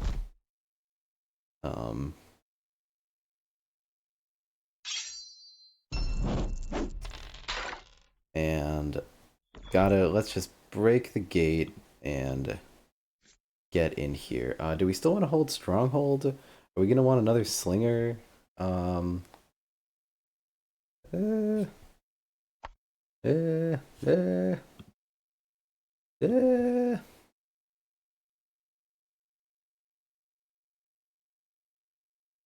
I could see stronghold being like useful in like the very end game. Are we gonna want a slinger next turn? Are we gonna want either of these units? I don't think we are. Okay, we're not gonna force ourselves to make this decision right now. We drew the slinger. Good. Okay, that's all that matters really. And we took a turn in like actually a minute and a half, which is good.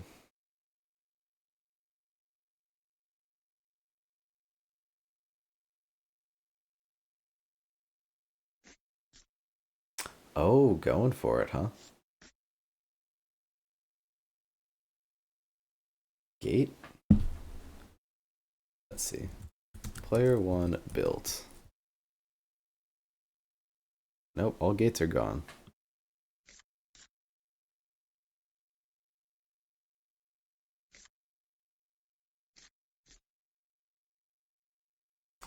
Sarah over there. Okay, we can deal with that, I think.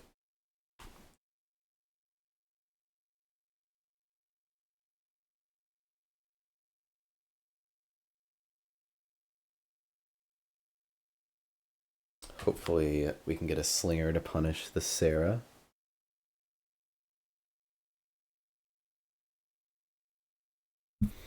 Though we might need to like move up with Varn. Seriously? They had another one? That's because I only remember the two. I thought I checked. Oh, okay, what did I do wrong? Player 1. Okay, no, player 1 is me. I thought I made sure I saw which one was which. But we have made a critical error.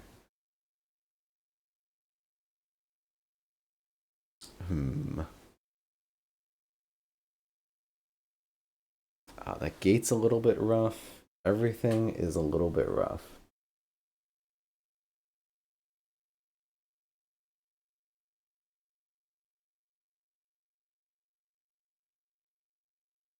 Some big misses right now would be nice. It'd be nice if we could just get lucky and win.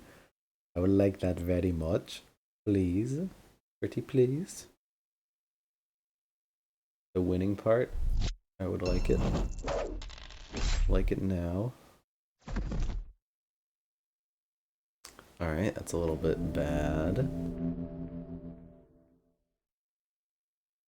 Got a fair bit of magic over there too.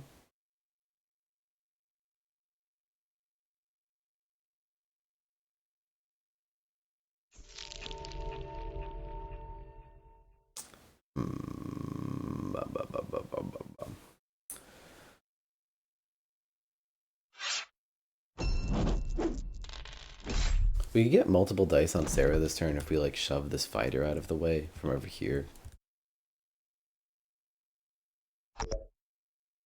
Ah, don't make me go right away. I don't want to go right away. We block their gates forever. It feels like we've got to do a brute. Now the stack in front of Sarah. Um, yeah, about that. I gotta do the brute. Like surely I gotta bring the brute up. Um, I mean I could just do 6 range dice on Sarah. Like that wouldn't be terrible. It feels like there's no good way to do this and not expose Varn, which doesn't feel good. I could bring a fighter up. Fighter goes for Sarah. 1, 2. Okay, we don't have time to think. Going with this. Brute. And I guess that's it.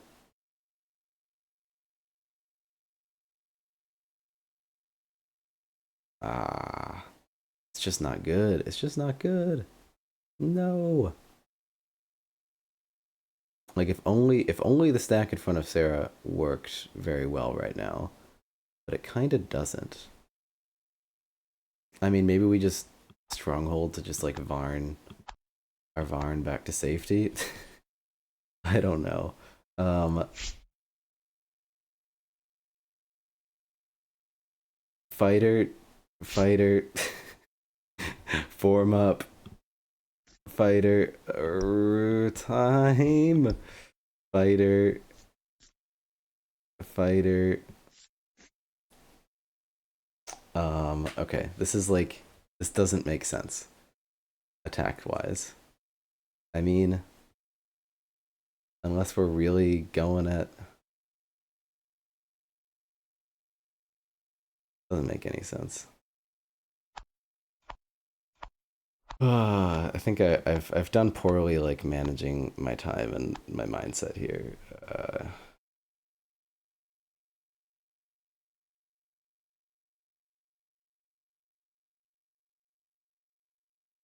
I mean, what if we just got in there with another slinger even and just did like 6 dice on Sarah and then hope that can carry us to victory? Okay, we are doing something. We're doing a play.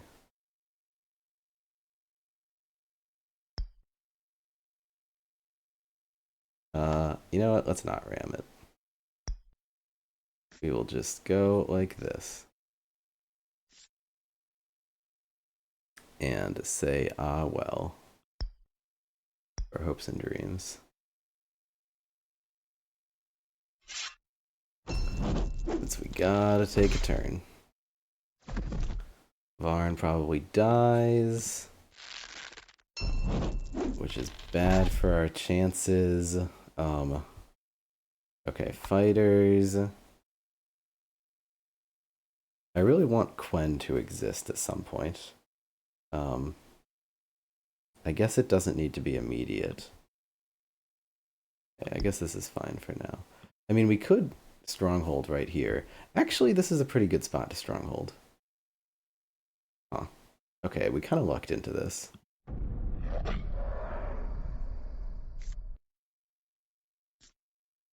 Okay, I didn't expect that to happen. That's good, I guess. Okay. Do we stronghold the slinger back too? We don't have enough time for it. Okay, okay, okay. 3 minutes.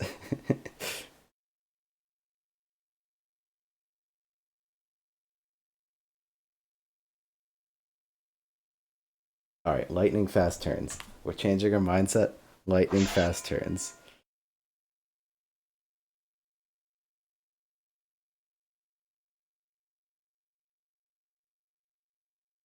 Trying too hard. We're too scared over here.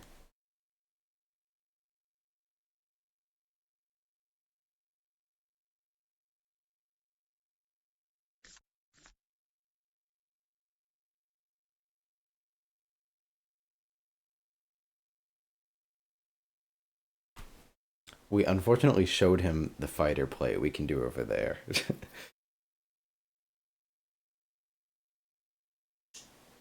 which we would hope to save for later.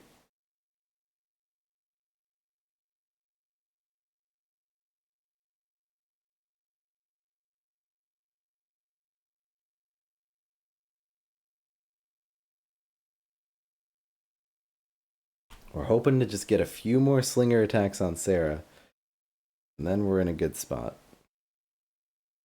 But any sort of champion, and they can contest this for us.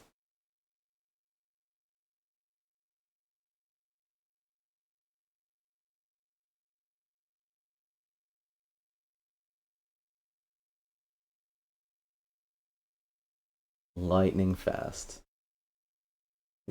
But yeah, we wanted to spend a little bit less time. Like if I could just have like 7 more minutes right now. If we just like if we were just playing had just a bit of a better mindset earlier on.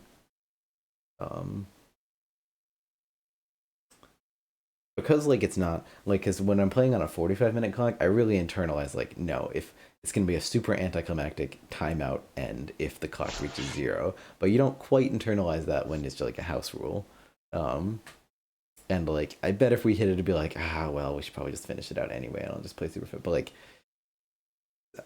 like that's I don't know. You want the rule to be no, you hit it, you concede, it's done. So I should have had my mind on the clock a little bit more earlier. Next time. It's just tough when like you're playing fast, but you're just like this play is bad. I can't do this play. This play's bad. Why would I do this play? It's bad. um, that is the unfortunate skill issue that happens to us all. Um, okay, can we Varn it up? Please don't kill. Please don't kill. Please don't kill. Damn. Okie dokie, okie dokie, okie dokie, okie dokie. Let us get a fighter. I think Varn can hit that for 4. Who thinks Varn can hit that for 4? 100%, right? 100% success rate on hitting that for 4 every time. Okay, let's hit Sarah a lot. I don't know. Form up here to here. I mean, I guess this is technically like lethal dice on Sarah, so we take those. And yeah, I mean, Varn's gonna die, but sometimes Varn gotta die. Dice on Sarah has unfortunately not been great. I think we missed a 5. Oh my god. These dice, no. Like, we just need her to not be able to attack anymore. And we don't kill the paladin. I'm mad. Okay, we need to be able to play something next turn. Discard. Why did we play that fighter? Oh, okay, that was a mistake. Okay, fine. Maybe that was a mistake. I don't know. I don't know what happened there. we didn't. The fighter play was from a different version of the turn that did not get to show its face. It's fine. We'll totally get Quen magic, right? 100% we're gonna get Quen magic.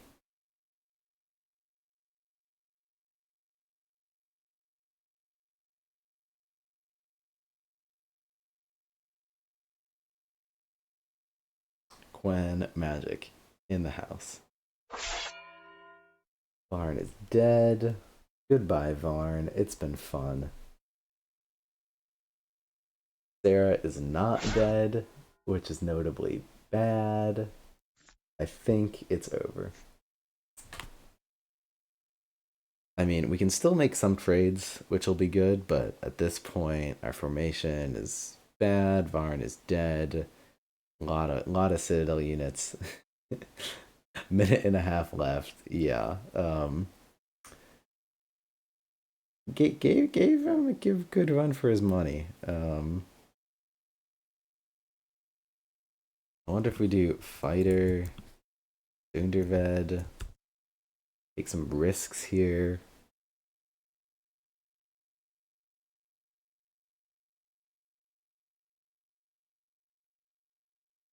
I don't know, 6-on-6 hits, we win the game. We can live in that world.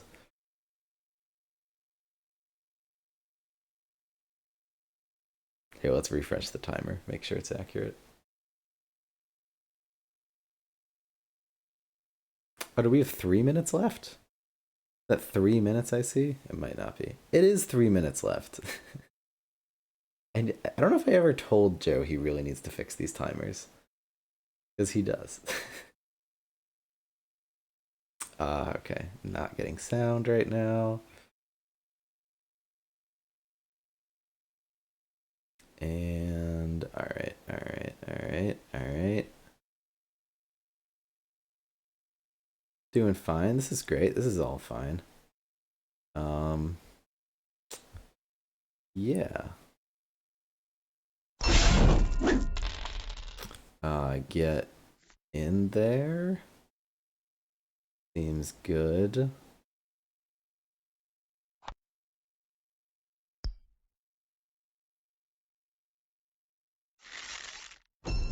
Attack that. I'm just trying to keep Sundervid, like, safe and alive. I don't know. Got it, got it, got it, got it. And this has got to attack the pallet. This is the knight, unfortunately. Got it, got it, got it, got it, got it. Gone. It'll be a little bit close with the trading, assuming we don't time it out. Maybe this brute, but it's hard for us to just stay away from paladins.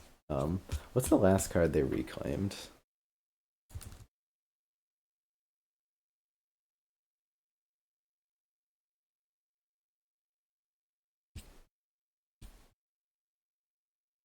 Citadel Paladin. They've been doing paladins for a while now. Interesting.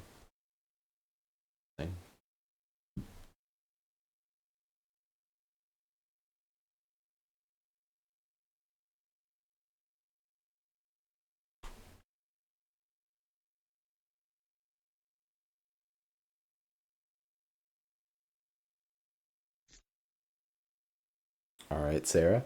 Feeling bold, I see. And yeah, I mean, what's the worst that can happen? One more attack. Um, Even if we get fighter over here to get this knight out of the way, it's not really gonna work for us.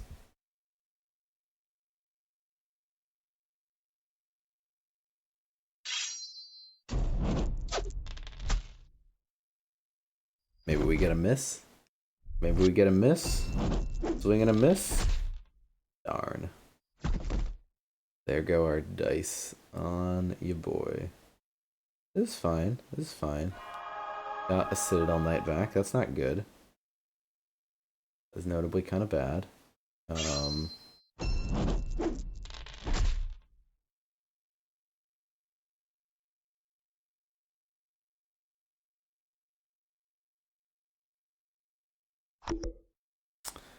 Okie dokie. I mean, I guess we just go and hit the things.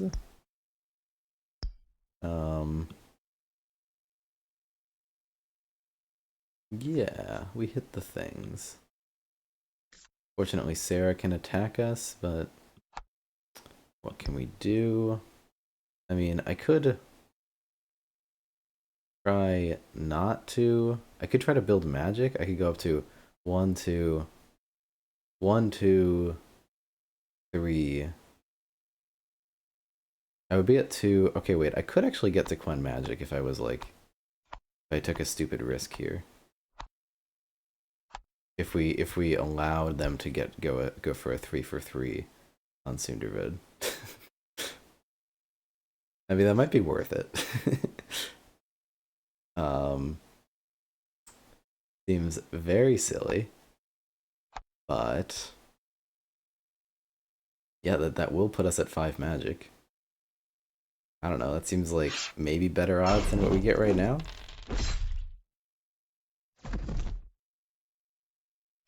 Because otherwise, if they just kill all of those units and we're not able to get to Quen magic, I think we've just lost.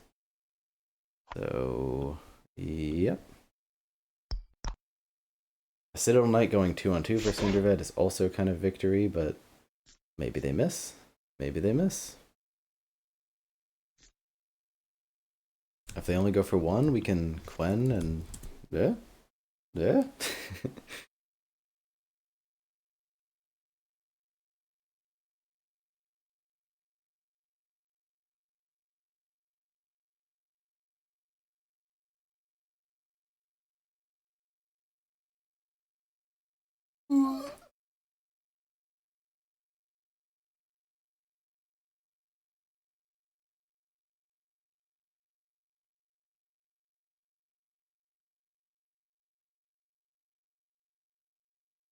Just misclick. Attack the wrong thing.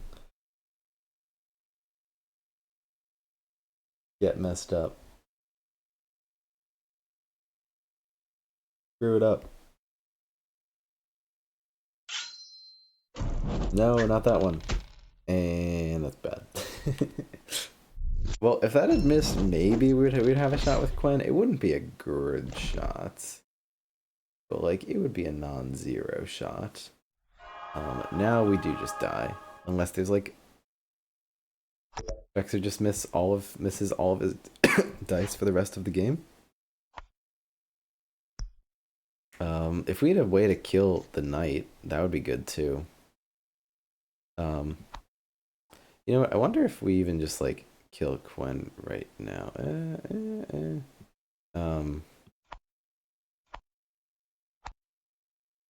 Yeah, let's go, like, here. Easy. Easy. Kill this knight. Oh, I guess we get less dice this way. That's fine. Not an issue. Not a problem. Easy. 20 seconds on the clock. Don't mind me.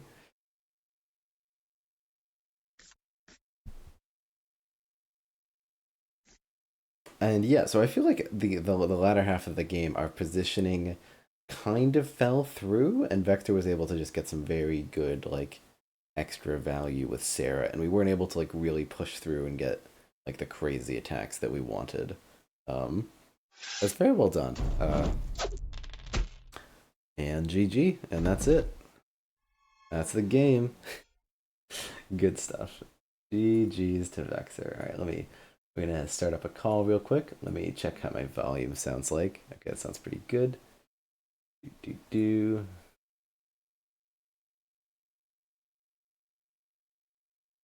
Hop in chat.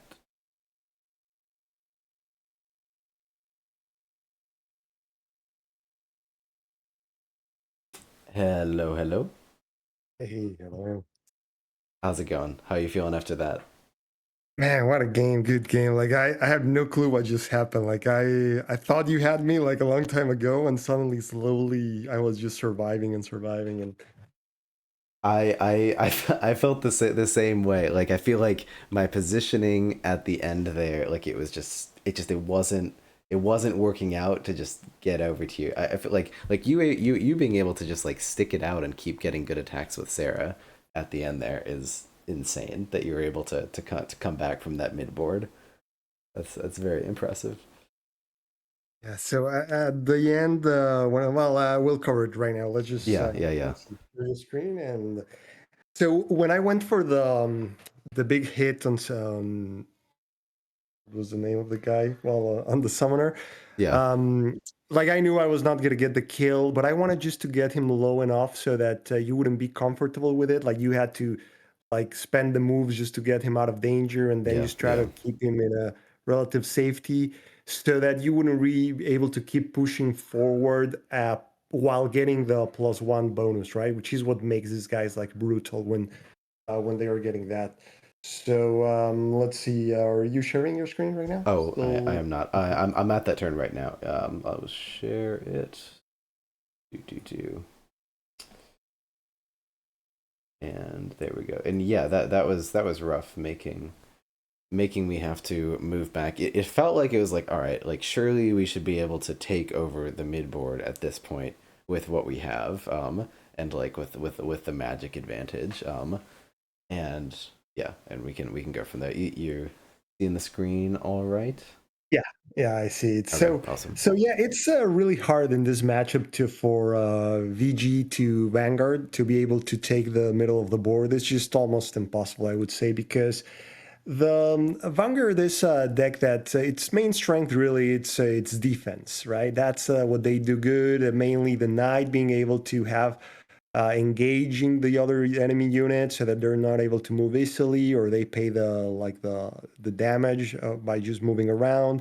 So you make it hard for them to move, and then like those guys take a lot of hits. None of that really works with against Mountain Bargath and because like the brutes are going to be doing their things, the fighters are going to be doing their things, they're going to be shoving those knights around back and forth. So those guys are like they cannot really shine, and those guys are the core of the deck, right? Because Yeah. Vanguard is one of those decks from like one of the first decks that they did, which has a lot of, I would say, even like the design flaws. So like half of the deck is unplayable. It's like cards that not even circumstantial, right? Like some of them are automatic discard. There's really they are never good really because they're overpriced or they don't really do much. Like two of the champions are unusable. The heal event, like you will play it one in every 50 games or something like that. Only if you're able to get like 5-6 health back because it costs one magic. So you have a lot of dead cards. So VG really relies on knights, and more knights, right? And then the paladin is also the heavy hitter, but those two are the main ones. The archer is a card that you can use sometimes, but it's really just at the beginning of the game. Like that guy has a place when you have it in some of the first hands. He can come out and because you're already going to be discarding heavily, so you might as well like do it with the archer, get the magic, like get some hits, ranged hits, which there's no other unit that can do this for them except for Sarah. So it has a place, but it's very circumstantial. Like it's just at the beginning of the game, and then he's useless. Like mid game, end game, like the guy becomes useless. So you're pretty much relying on the knights and the paladins. The priest sometimes, like you can play them, like I did in this game, right? Like at some point, I was struggling with the magic, like all the MV Mountain Bargath the units have like most of them high health. You were using a lot of brutes, so it's hard for me to get magic. Yeah. So I use some of those guys to even be able to get like the 3 hits, try to get the brutes out of my front gates, or just try to buy some time, right? Like when I sent the priest, like, hey, go hit. Sundervid, like, yeah, go fight him. Like, it's gonna be okay. And I know it's gonna get like she's gonna get wiped out, but at least buys me some time and starts pinging the summoner, which is important in this matchup to be able to do what I did at the end, right? Like get some good turn with renewed hope, which is the key for many of the VG matchups, really. Like the event that because it's the only trick, like the only unexpected potential moves that you're gonna have with it, or extra attacks, like attacks from places that they wouldn't expect. So that is the event that you really have to maximize in really most matchups, but especially in this one because this is I would say this is going to be the most lopsided matchup of this season in the league. It's probably at least going to be around the 70%, between 70 and 80%, or at least close to 70 for Mountain Bargath. So renewed hope in here, you really need to make the most out of it. Like not just use it for like a small thing. Like you want to use it when you're going to get some big value, or where you are going to be able to at least get the activation of Sarah and then protect her and then surround like Sundervet or whoever. Like gets get as much value as you can from it, right? In this game, I was in a tricky position because after the first turn, like I think for my second turn, I had both renewed hopes in hand, and then I Oh, had both yeah. guarding, both of the guarding spirits. I had both in hand since the beginning of the game, and Are you I didn't even serious? have units. Since Yeah, turn I one, didn't you've even been have units. holding. You hold all four of them. The entire. So, well, now at No, the you. moment that I at first I had two of them. Right, so I had and I was like, okay, so I just need like to position Sarah to be able to use like the guarding spirits because guarding spirits is also a key in this matchup. Like Yeah. Mountain Bargat hits really hard. Like they can really like that high defense of VG. It's worthless when these guys are hitting 3, 4 per unit and like bouncing the units around to get the kill. So guarding spirits, it's very important, but it's not that easy to set up because with the brute they can move it out of the range or with the fighter, so it's harder to set up. So I wanted to set it up, and then after that the next time that I drew the other renewed hope and guarding spirits, and I was like, well, Oh, I'll just have to use the that's why I used a renewed spirit pretty early, and it wasn't like amazing value, but I just needed to use it, right? I couldn't hold both. And then I'll also use the guarding spirits in a way that was like all right, but it wasn't anything amazing. uh-huh. But I just needed to get rid of them because you cannot hold 2 copies of the same event, right? You need to just find a way to use one or discard it if it's not such an important event. Yeah. That's why there was a turn in which with Sarah I didn't even get the activation from the ability because I didn't have any other units, just the 2 priests. Hmm. Oh, yeah, yeah. Oh, funny. I must have missed that when you still attacked with Sarah though. Yeah, because Yeah. I didn't have anything else to attack with Yeah, pretty much. yeah. That's when I Funny. added like that second gate to prevent like a potential opening of ramming advance and just attack the brute that was outside of the range of hitting back without any assistance.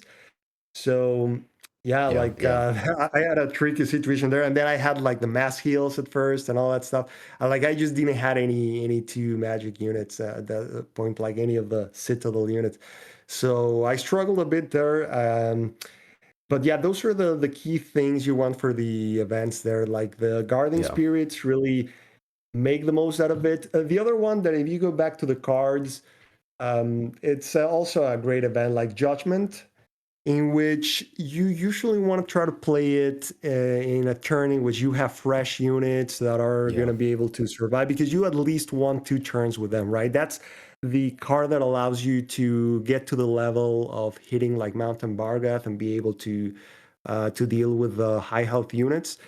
And so you want to make the most out of it, like not just waste it to sparingly. If you have a chance to maybe hold it a turn, it's okay. Like I think I had it for a turn or two before I used it. I also wanted to, well, be able to hit Sunderved with it. That's why I was waiting for that opportunity. Yeah. Or you want to use it to try to kill Varn in a single turn. So Barn will always be showing up like anyone. So people who know how to play Mountain Bargat well, they know that Varn is just too good to not play. So they'll discard like whatever is necessary to bring him on. Like there's enough stuff that you can discard to bring Barn on. So the that enchantment that event that gives you +1, it's kind of like your answer if you have a chance like to have it when varnish around, like like hey, I'm looking for the opportunity to try to blow him up fast. Hmm. Or if you don't find the opportunity, just try to like use those paladins to clear those high health units, right? Because the thing with the brutes is that because all of the units you'll mostly be using are melee units, like if you don't kill them that turn, then they just ram you and hit you hard, like break your Yeah. formation. So it's really painful, right? So Yeah. that's the card that would allow you to get rid of them in a single turn. But so that's the overall like the pros and cons of the cards. There was a card that my last card in hand was actually Colleen, and that's I would Yeah. say one of the key cards of this matchup because the other 2 champs are useless. Like don't even see like look at them like even in any matchup, I think they never really good for that cost, right? Like I would rather always play the 2 magic units, like more of them, than play those guys because they're not really going to give you anything valuable for 6 magic. But Colleen is the one that's going to be very important in this matchup. So, and at the end, I was finding like looking for the opportunity to use Colleen, but you were pressuring me so much that I always needed that constant flow of the Mm. of Uh-huh. the Citadel units to be able to hit back and be chewing at your units little by little and put pressure. Yeah. But you want to try to get her as soon as possible, get her in a safe spot. Like she's not a front row unit, and if she's at the front, you want to make sure that there's a single flank exposed, because the way that VG can defeat Mountain Bargat is by the broken interactions that you can sometimes get with Colleen, and then like a couple Citadel units, like 2, 3 Citadel units exchanging and being protected by the ability. That gets really broken, right? So that's how you can turn the tables against Mountain Bargath in this matchup. Otherwise, like they will always come on top in the exchanges, in the advance. They'll Yeah. be at the front of your gates, and they'll eventually just start hitting Sarah. Like one of the reasons like you had some really bad rolls there, like your slingers couldn't shoot anything, like those guys. Yeah. Um, I mean, maybe if you would have gotten like the average rolls there, I would have ended at 1 life or 2 life. Like with some good rolls, you would have won the game. Yeah. But in most cases, like VG will not be able to sustain an offensive like what you were doing, in which Sunderved was in the middle of the action. You were giving them the bonus. You were like plugging my gates. You were pressuring forward. And Colleen, it's the hope really to be able to do it. Other than that, is really don't fight too hard for the center of the field. Like that's a lost battle. Try to retreat gradually, like what I was doing, in which you try to create semi-safe positions because they will never be fully safe because of the slingers.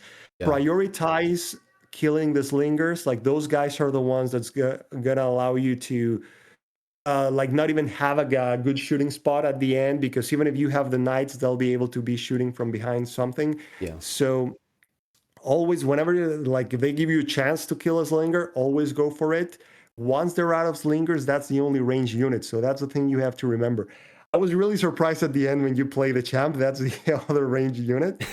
But luckily the knights at that point, like usually end game with VG, you're gonna be returning only knights. Like it's all knights, knights, knights to be able to do those tunnels in which any position in which they try to come at Colleen, like they're sorry at Sarah, they're Yeah. gonna be facing a knight, right? So that's what you want at the end. In this time, I had to bring more paladins than usual because I really needed like the guys, someone that could hit hard to get rid of Barn.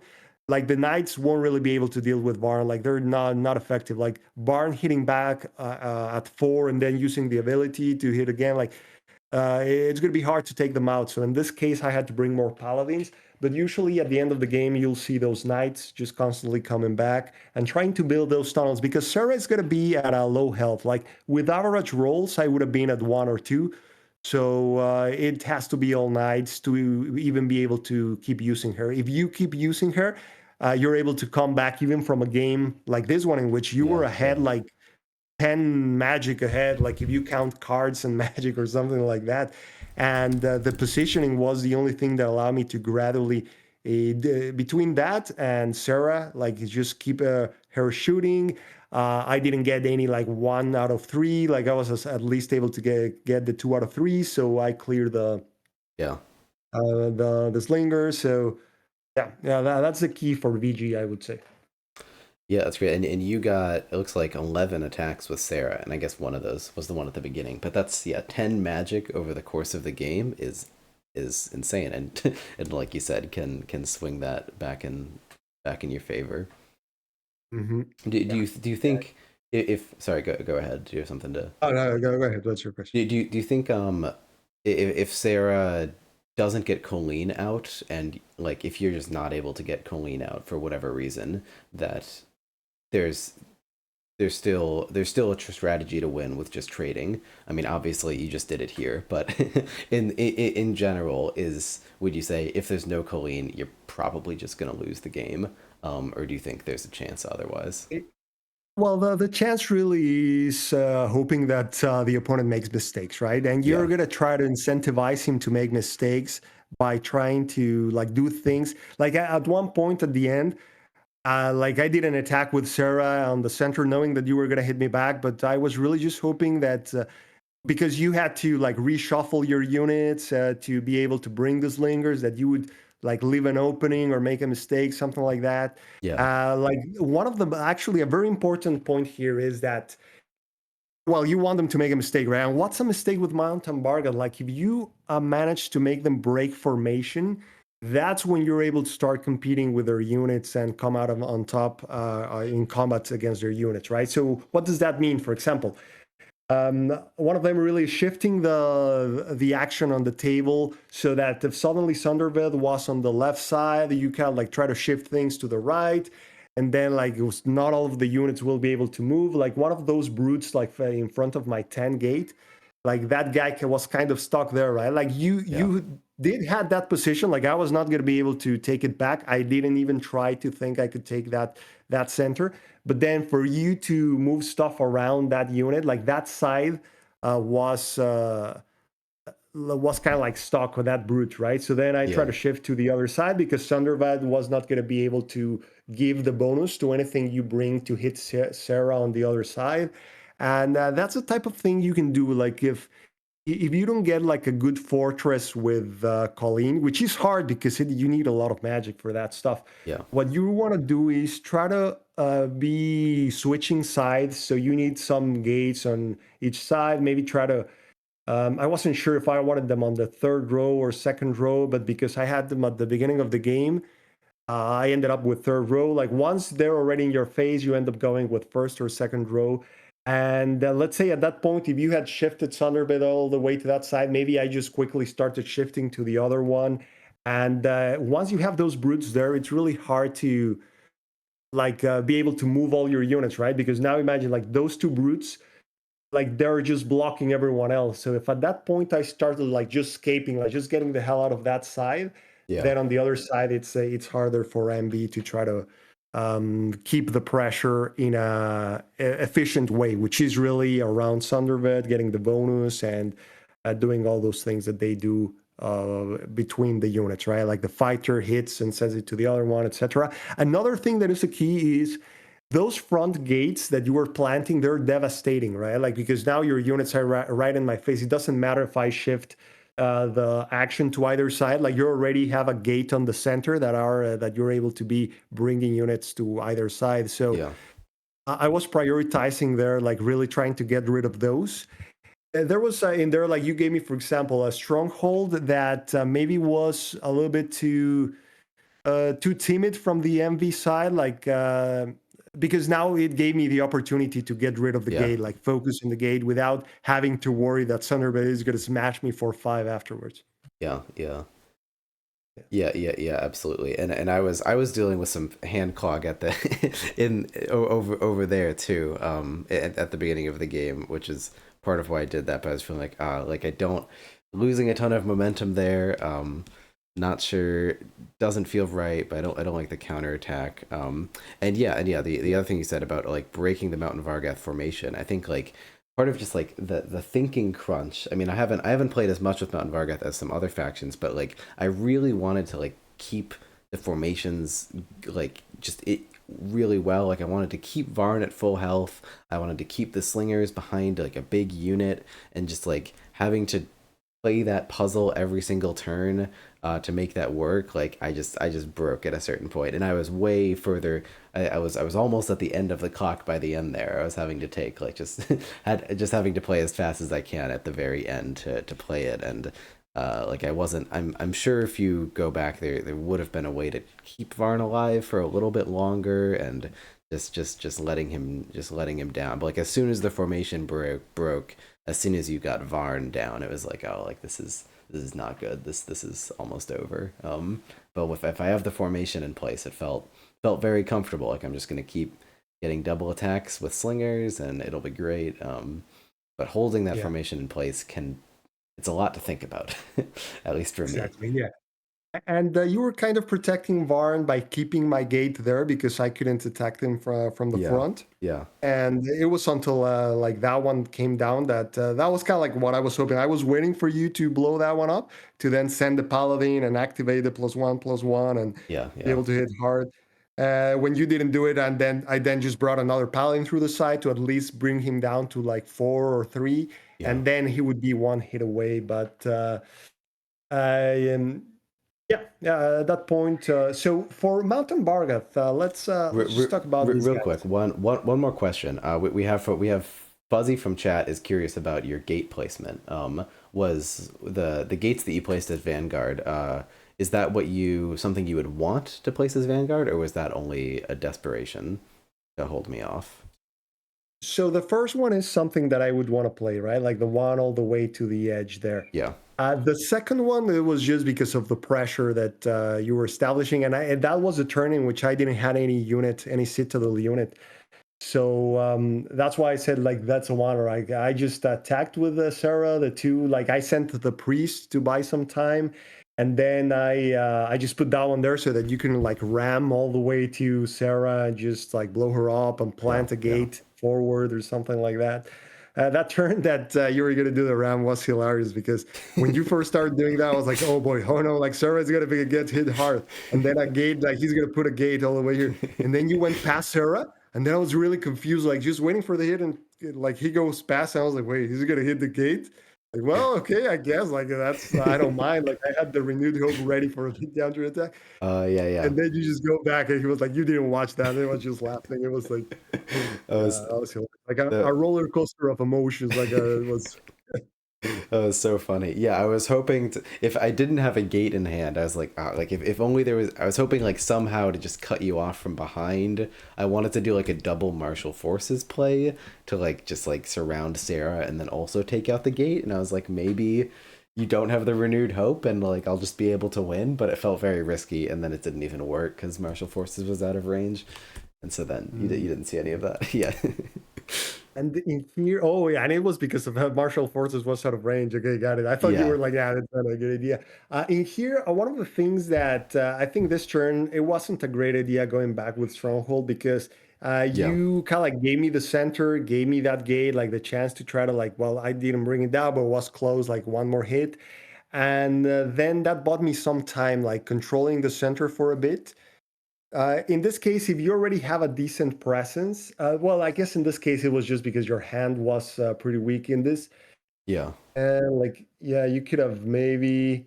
Yeah, I'm curious what you would think to do. So this was the turn. Would you rather just like move Sundervid in and just get an attack? I didn't love that the brute was just gonna die, but like you'd rather just stay in even if the attacks aren't efficient than retreat.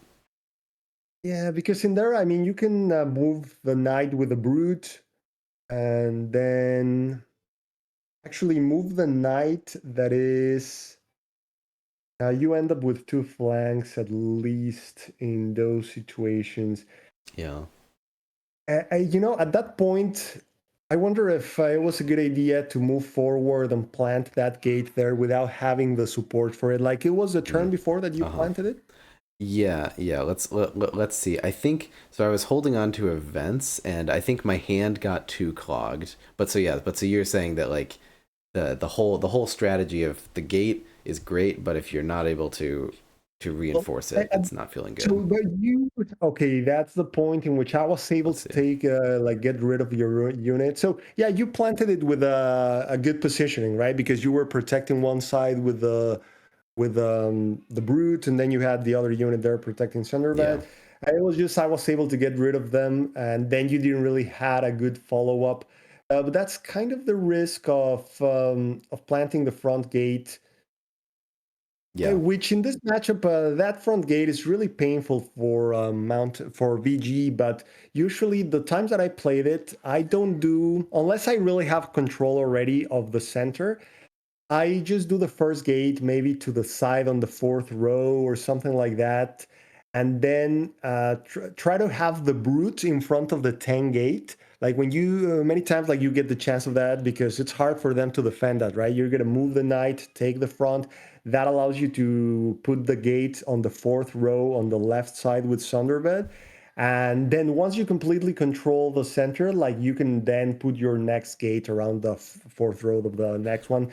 I mean, in this one, it's not necessarily that it was a mistake. It was maybe just a bit like placed there in haste that after you didn't really had the units to protect the position, it just meant that you lost the position, right? Like that Yeah. gate ended up being a sacrifice just for the sake of time, which sometimes happens, right? But Yeah, yeah, I and would it's question there. Like maybe you want to like just have the first one to cover the left side so that you Or like have over some here or something. diversity on the summoning spot. Yeah, something like that, and then just have like the brute taking that front spot or something like that.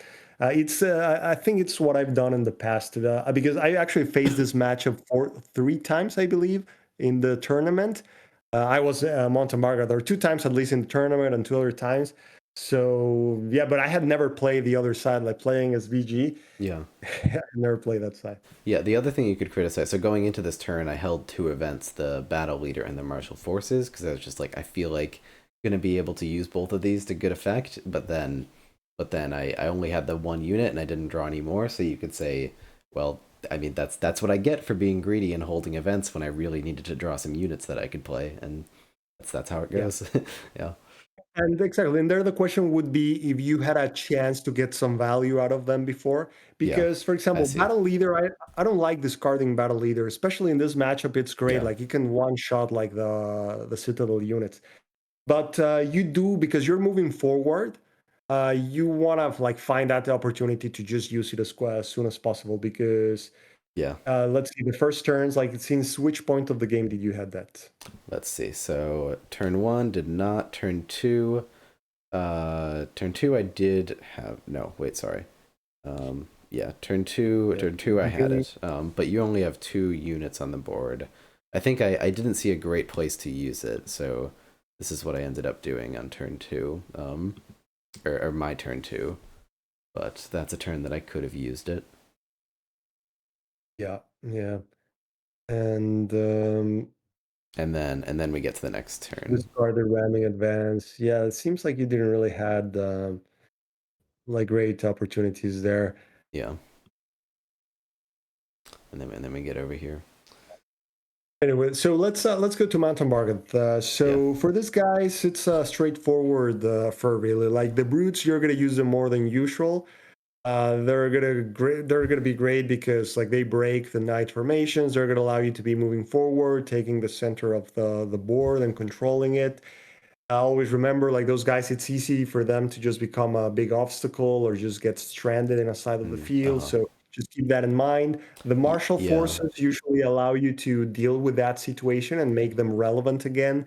Martial forces is it's a really great card to allow you to bring Sunderved and hit and then just protect that flank. So don't try to find like a blowout situation to use it. Like if you manage to use Sunderved, it's okay to just use it to block it, especially to keep the hand moving, right? Uh-huh. Because likely that there's going to be a lot of magic like you had in this game, and you want to keep the flow of units and Interesting.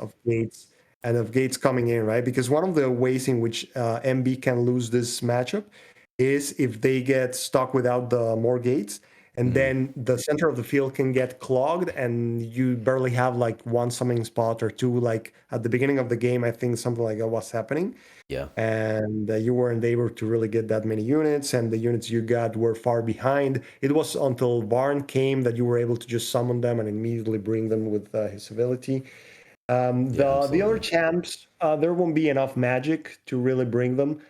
Quen is too random. It's not worth for the five magic. Like I would, even if you find a situation that you feel like he can be a blowout, like it's always a roll of the dice, and you will probably just get maybe a damage Yeah. too. So I would just get rid of the other two guys. Make sure to play Varn.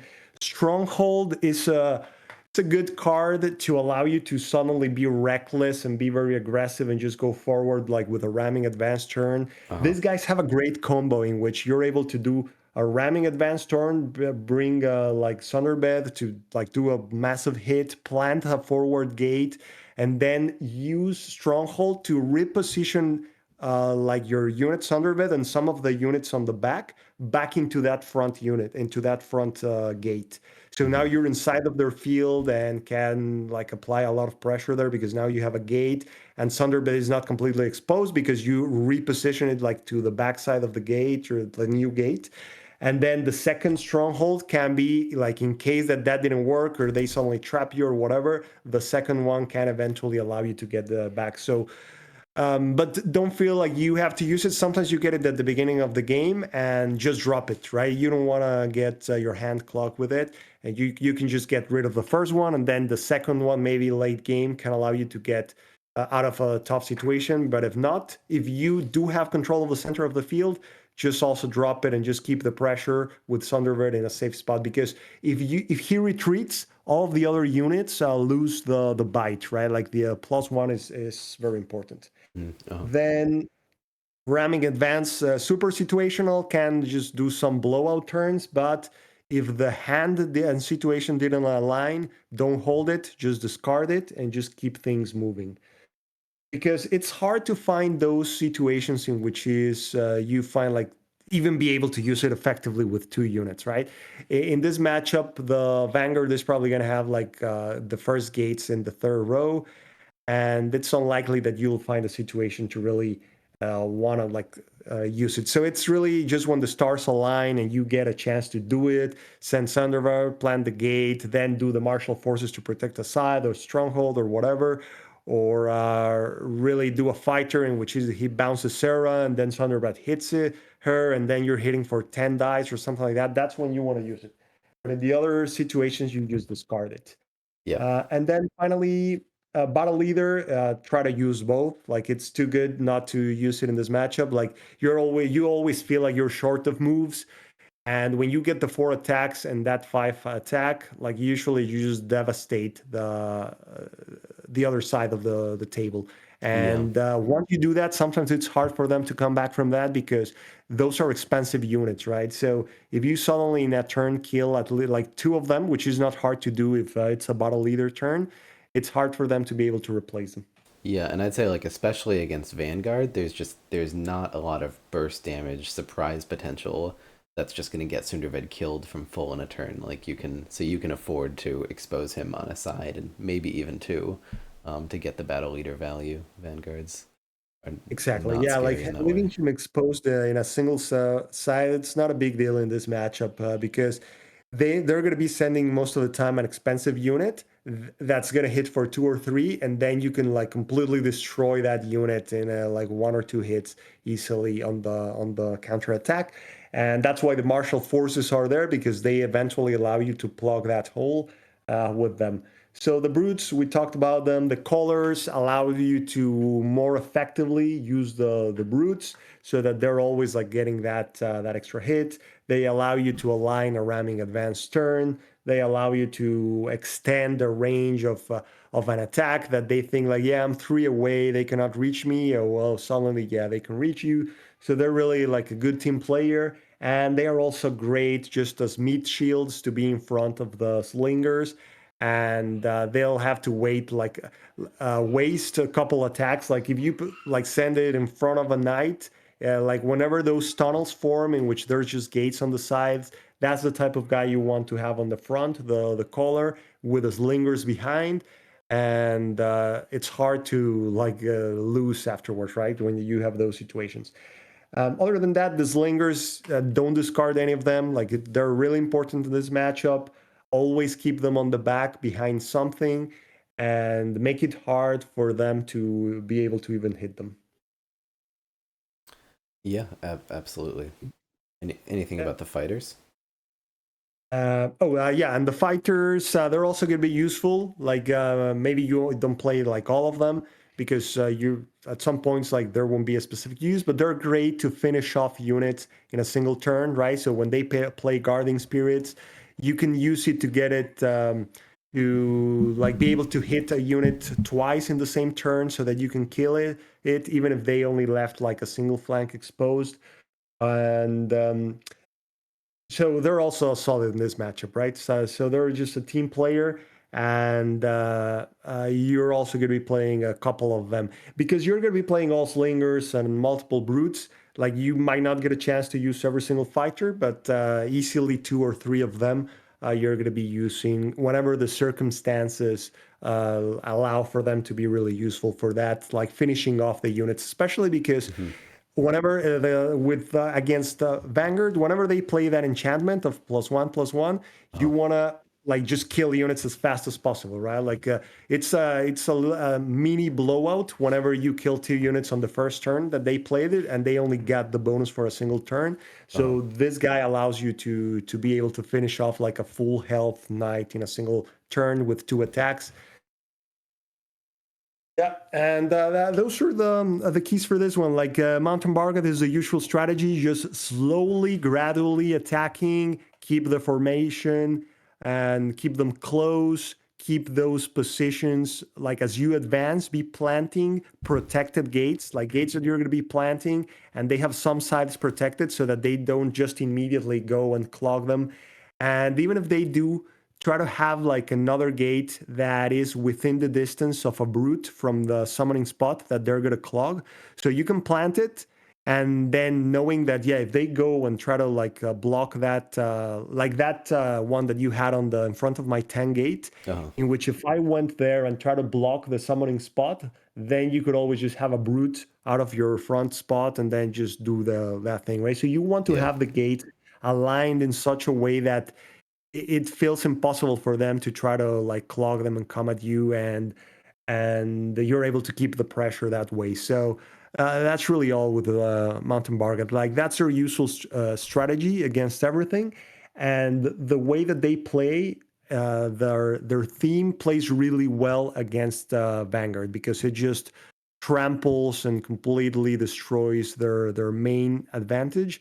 It doesn't really work against Mountain Bargat.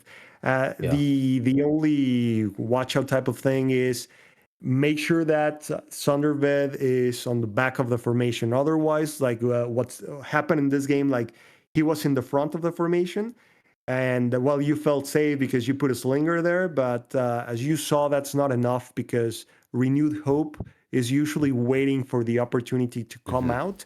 And whenever they find that opportunity with Sunderved in the front of the position, they're gonna like do something like that, try to trap him, and then like sometimes your own units, right, don't allow you to really escape effectively. It becomes complicated. Yeah. So it's better to have him a little bit further back so that it's not that easy for them to do that renewed hope turn. Yeah, yeah, that all makes sense. I'd say the brutes felt very good. Like the normal downside of the brutes being like that being slow, like that ranged factions can really take advantage of. It feels like vanguards have none of that. Like the brutes are just able to get value the entire game because vanguards are just forced to meet them with melee the entire game. Yeah, I think it seems like all of the tools seem good deal with what the Vanguard has. Exactly. Yeah. So it's gonna be interesting to see how how high like the win percentage gets in this one. I think it's probably going to be one of the most lopsided we've seen. Like it's really hard for Vanguard to get this one. Like a lot of things need to align for that to happen. Yeah, it's funny because it makes sense after this game and after we're talking about it. But like in theory, I'm thinking it's like well, like Vanguard's like just if we're just gonna be trade if both of these factions really just kind of want to trade in the middle and Vanguards get Colleen out, like maybe Vanguards can win those value trades. But it seems like in practice Vanguards are it's tough to win the trades. Without maybe and then maybe Colleen makes that possible all of a sudden. But yeah, it's Exactly. interesting. Yeah, if you get the Colleen and Sarah engine in place, like meaning Colleen just right there, like let's say behind the 10 gate, and then Sarah being able to shoot every now and then, Yeah. uh, that's the way that they have a chance of taking this one. But even with that engine, it's not a guaranteed thing because usually you're gonna be controlling the center of the field, right? So there's not gonna be any knights there protecting the ranged attack on Sarah, so they can still have like this lingers out of the position where Sundervid is there, and then just have like whatever meat shield you have around Yeah. the paladin, and then whatever that one goes down, you replace it with another one. Like even in that situation, because of that, the way that the table ends up being positioned, maybe Sarah is not able to do that. That's why once they're already like so close, the gate placement of BG should be farther back. Like you don't want them in that Hmm. in the third row. Like you would want it on the second or first row, depending on how close they are. Yeah. Yeah. Yeah. Makes sense. Hopefully Sarah can defend herself at least a little bit. In the league matchup, Sarah's numbers have always been a bit low, but some of the tricks are very cool. The renewed hope. Um, Yeah. and Citadel Paladins can be a lot of fun. But yeah, unfortunately, I agree with you that a solid half of the deck is doesn't quite work. Exactly. um, All right, so I think that's yeah, a yeah, good place thank to wrap you. up. Anything you want to close out No, with? no, thank you so much. Thank you for sitting me through almost timing out. I was really try harding there trying to get it and then just was like, crap, I don't want to go over an hour. Gotta play really fast. Feel like I had a shop and fell through my clutches. That was a lot of fun. Yeah, hopefully get to do some more of those. We still have, oh, if it reload, we still have two more Yeah, matchups for Wayfarer Wayfarer, Savannah Savannah Elf, Elves and then yeah, Cloaks Cloak, versus Cave Cave Goblins. Goblin. Yeah, that last one sounds fun. I like that matchup. Yeah, that sounds tricky. But yeah, thank you so much for the game. It was a lot of fun as always. Yeah, absolutely. Thank you, man. Thank you, everyone. So yeah, hopefully we see everyone next week, and we'll play the next one. Yep. So all right. Catch you later. Okay, later. Bye. Yep. And hopefully it should happen. This matchup seems fun. Maybe because like we all want to see Savannah Elves taken down a peg. It feels like these are both like Savannah Elves and Cloaks are both like they've been sitting at the top of the pack for a long time now, but like they they they both seem to have a bad matchup if like someone's just really good at rushing them, and Cave Goblins and Wayfarers are the two decks that are really good at rushing. I think Wayfarers and Cave Goblins both have a favorable matchup against both Savannah Elves and Cloaks. I could be wrong about that. um I don't know how much I've done like Wayfarers versus Cloaks, but yeah, I feel like Wayfarers and Cave Goblins both have a favorite matchup against Savannah Elves for sure, just because like they just have no post attack movement, just no tricks. If you can get in there, like it can just sometimes be totally unfair for the Savannah Elves if you get lucky and get like some quick turns in there. And then Cloaks versus Cave Goblins. I feel like Cloaks they do have the movement tricks, but like they still just like start to fall flat if you're like totally in their face. I don't know. Like they do best when they have all the cards, not when you're sitting there in your face. But yeah, all these matchups we play on the league. There's 5 weeks. Once a week, you play a matchup. You play both sides of the matchup against a given opponent, and then at the end of the season, you'll have 10 games played, and top two advance a division, and bottom two get demoted a division. And yeah, it's just a great place to meet meet other people playing the game and just get a few games of Summoner Wars in every week. And yeah, with that, hopefully, gonna have a Summoner Scuffle next weekend, and hopefully, I'll be doing some more streams in between. I'm looking to just play a bunch with the new factions. Um, I just want to like sit down for a week and just have nothing to do and just play like straight Summoner Wars. I feel like there's just a lot of like I don't know. I feel like I want to play so much, and even without the new factions, I feel like there's so many factions that I've just like kind of just been a while since I've played them, and could just be nice to just get another 50 games in with like every faction there is. Anyway, but thanks everyone so much for tuning in. It's been a blast, and we'll catch you later. Bye.